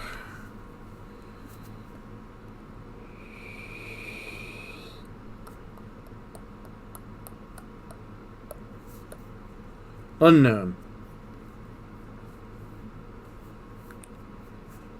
I can't think of any hasty threats that the black-white Death and Taxes deck would have access to. But at the same time, if I can play around it and it doesn't substantially affect my overall game, I think it's just best to do so.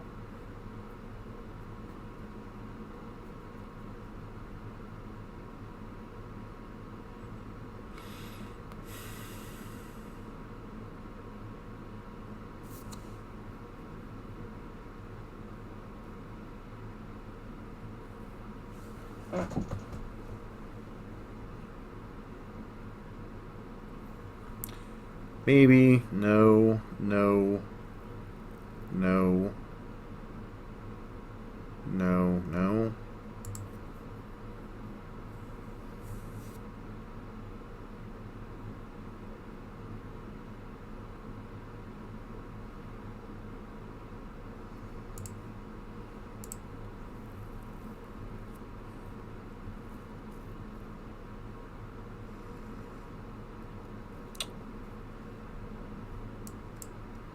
Can I keep the one-lander against the land destruction deck? Probably not.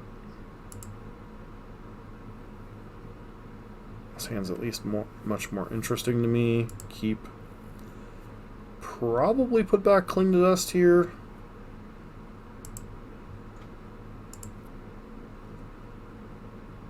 Opponent's going to 5.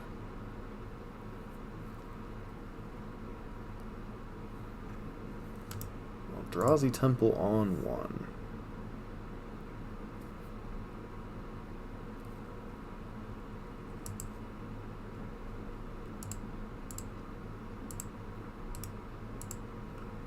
Just going to play out Seal of Fire. This is a preemptive answer to Arbiter. Oh, are we able to get Thought Knot Seared on 1?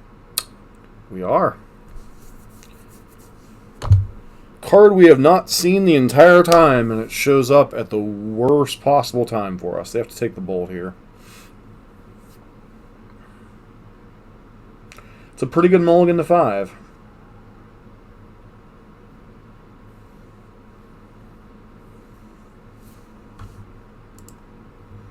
That is a pretty good mulligan to 5.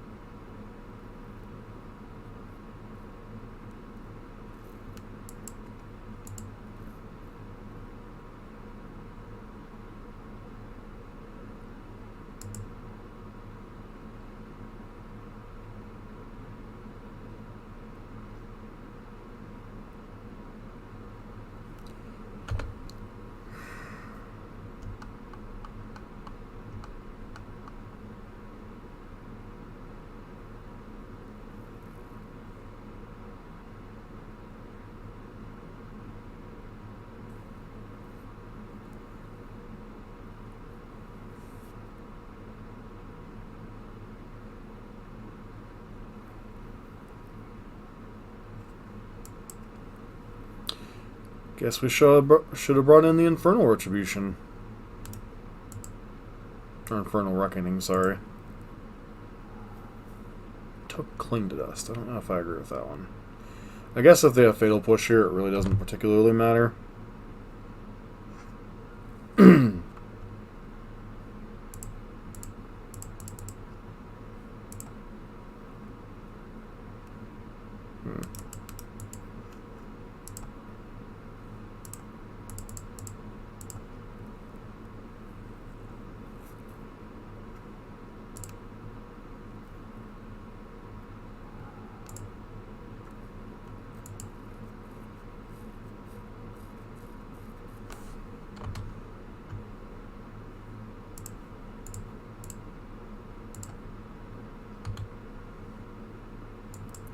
Do you have a removal spell?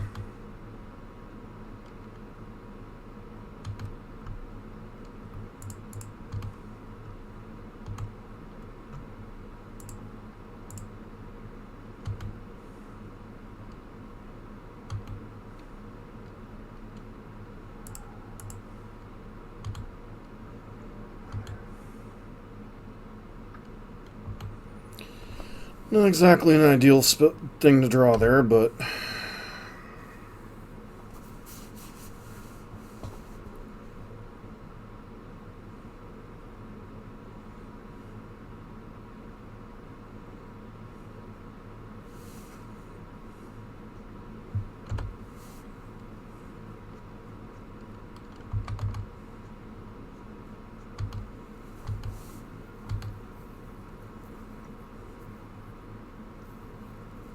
Eldrazi Displacer?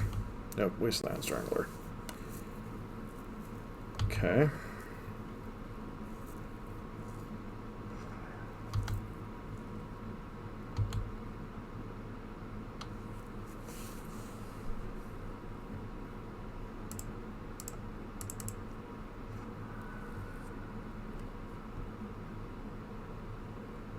I don't think Thoughtseize is a very good draw here. Just hazarding a guess.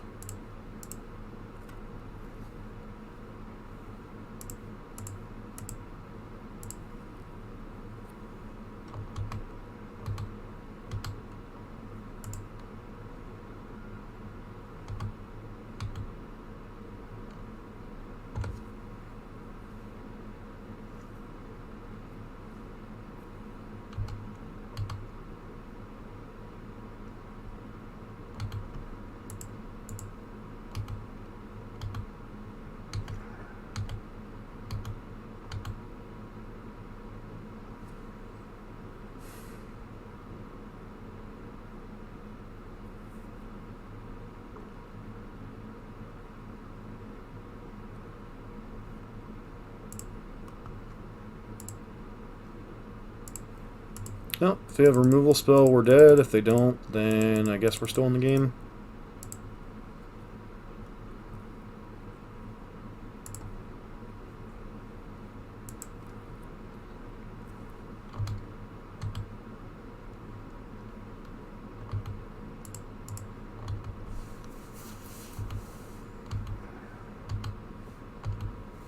Don't play anything.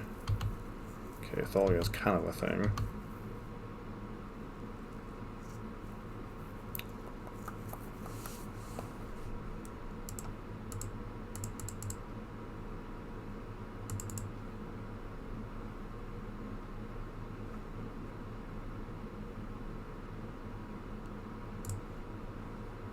Can't play the Dreadhorde Argonist, which is annoying.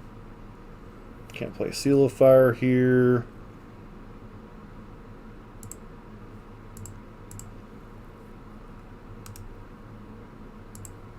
So basically we're dead.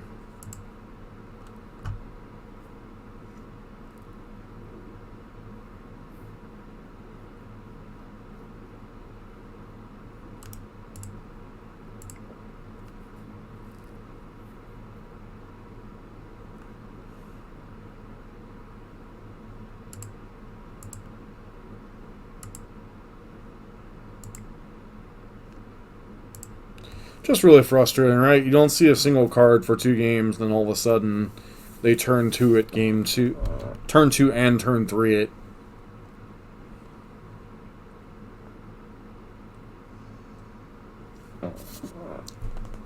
Really hard to fight through double Thought Nazi on turn 2 and turn 3. Though, to be fair, I should have brought in Infernal Reckoning. So that would have at least given us outs.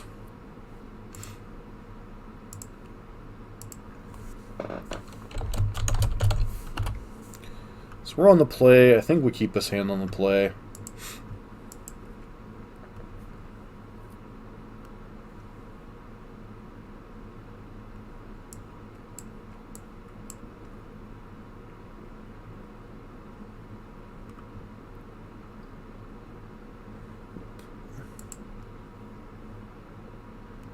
Mainly because the bobble gives us an extra look or two at lands. I'm going to play it this turn, even though obviously it's not ideal in terms of damage output. I think this hand is much more concerned about hitting its land drops than damage output. Polluted Delta doesn't tell us a whole lot.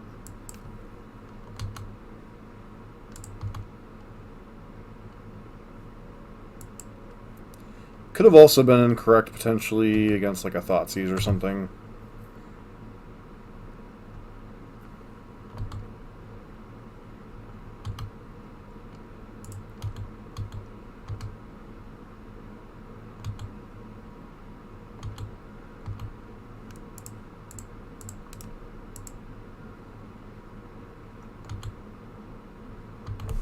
I want to thank everybody for hanging out tonight. I hope everybody is having a good evening wherever you are.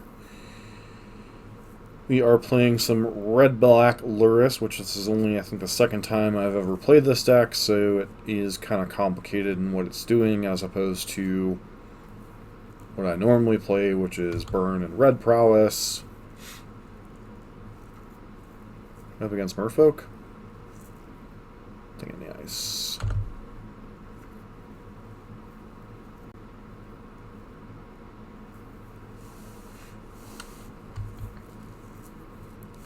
My deck really does hate me tonight with land drops, doesn't it?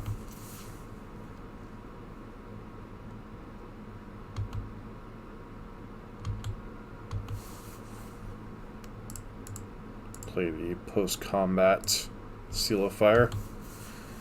See if this gets like a Force of Negation or something out of our opponent.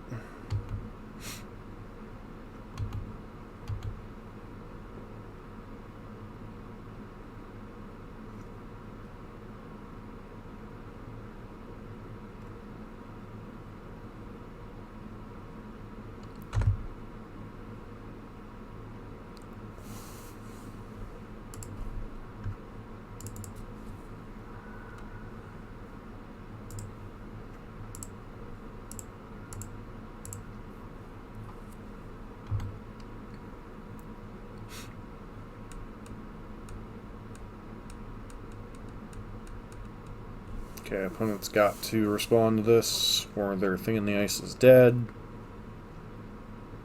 Counter target spell. Okay. Guess we'll try to bolt in response. Not that this timing on this is particularly relevant, but they have Force of Negation, then more power to them.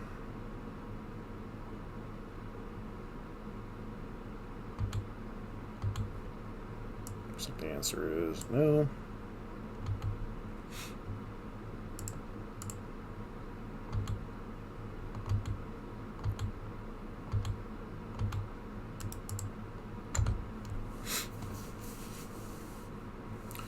I got to 9 here.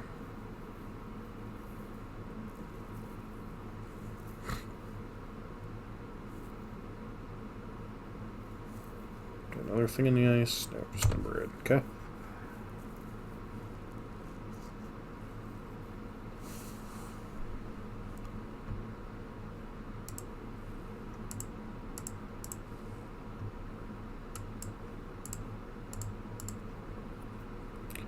We keep the pressure on here.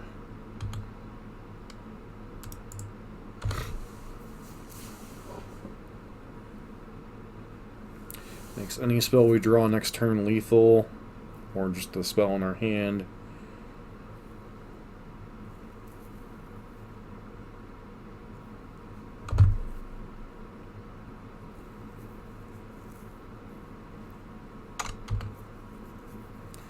Force them to try to Archmage's Charm or something here. Nope. Okay. Give a response.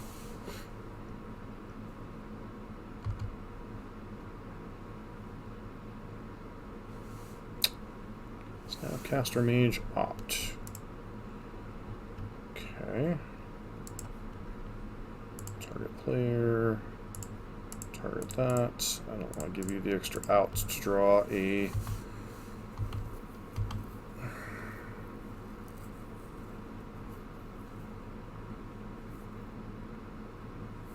Obviously this gets blown out by Force of Negation, but not giving them a chance to opt does diminish their chances to do Force of Negation as well.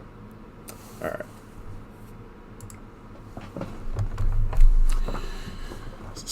Feels like the kind of game we want Molten Rain in, but maybe that's only for Tron decks. I don't know. Feels like we want the Kiln Fiends. Feels like we want the Brutalities. Might want the Nihil Spell Bombs. What cards are bad? The Fatal Pushes are reasonable. At least in some number because of Thing in the Ice. This is one of those crazy games where like all of our cards are almost all good.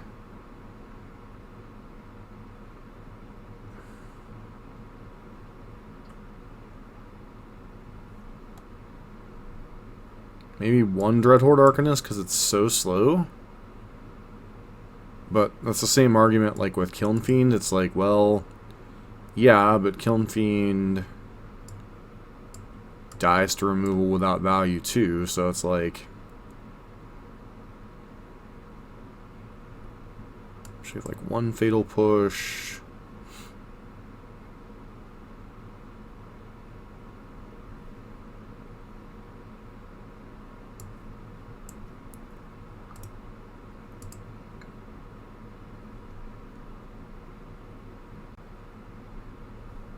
Just want like 2 Kiln Fiends on the draw, maybe.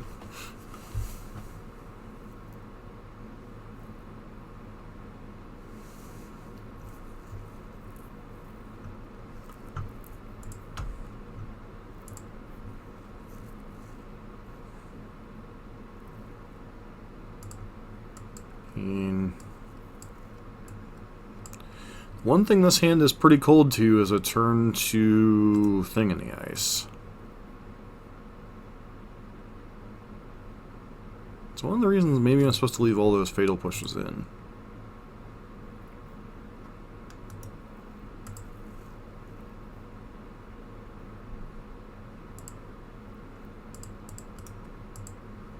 They have a bolt, it's kind of whatever. Like, I don't care about trading 1 for 1 in these kind of matchups. I just don't want them getting the 2 for 1s if we can help it.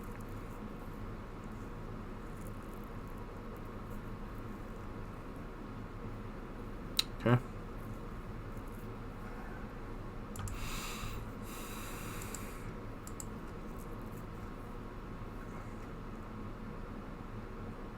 Yep. Turn 2 thing. Fatal Push.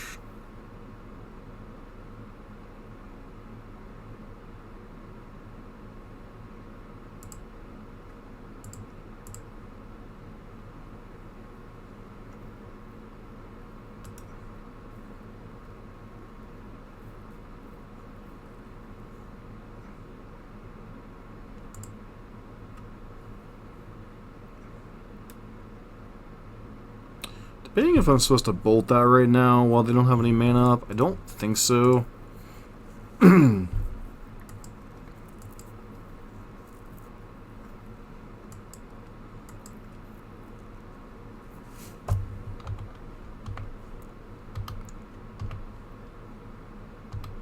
think I am going to bolt it at end of turn though, just to try to draw counter magic. Oh, wonderful.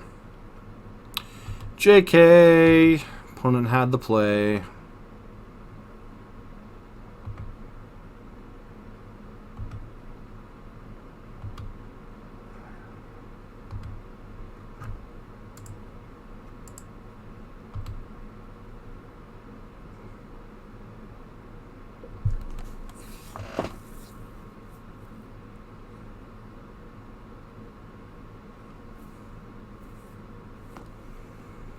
So I really want to play Abbott, right? But like, so here's the line with Abbott. Like, the card we want to see most is Fatal Push. So if I don't play a land, then I don't have a way to cast Fatal Push. If I play a land and then we hit a land off Abbott, we miss a little bit of value. Or alternatively, I can just play Soulscar Mage and Bolt Thing in the Ice now. I think I'm just supposed to play the land and hope to get a little bit lucky here.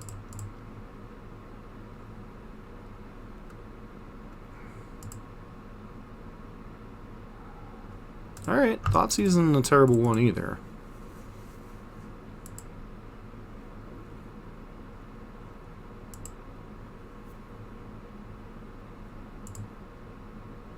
So their hand's 2 islands and nothing else. Okay. So if they brick for a turn, we can kill Thing in the Ice. Okay, they didn't brick.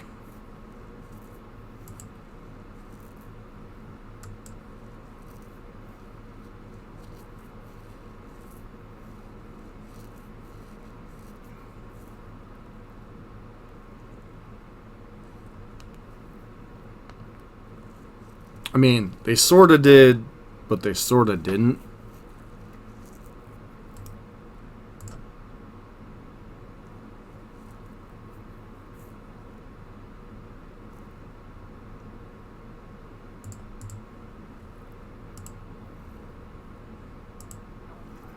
Trading that off because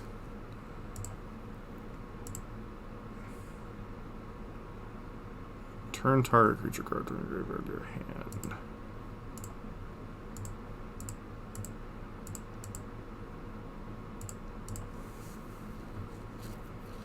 This will bait out a counterspell if they drew one, so we'll know not to waste the bolt. Fluster Storm. Yep.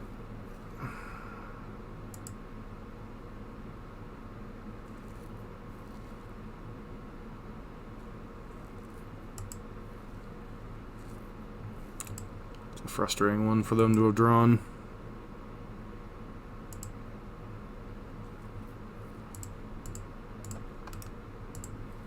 And they're on the Protect the Queen strategy, so we're going to know that we want the third Fatal Push in for game number 3.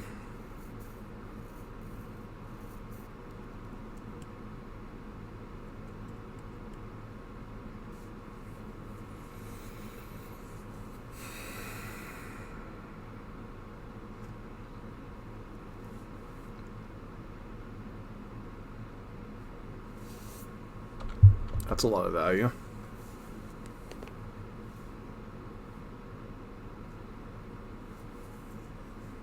So they get to flip the thing and Serum Visions here and get back their Snapcaster Mage.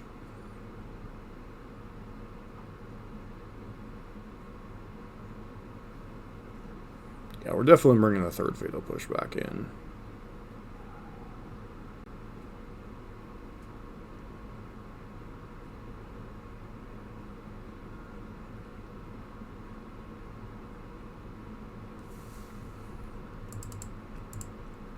Gonna bobble ourselves here.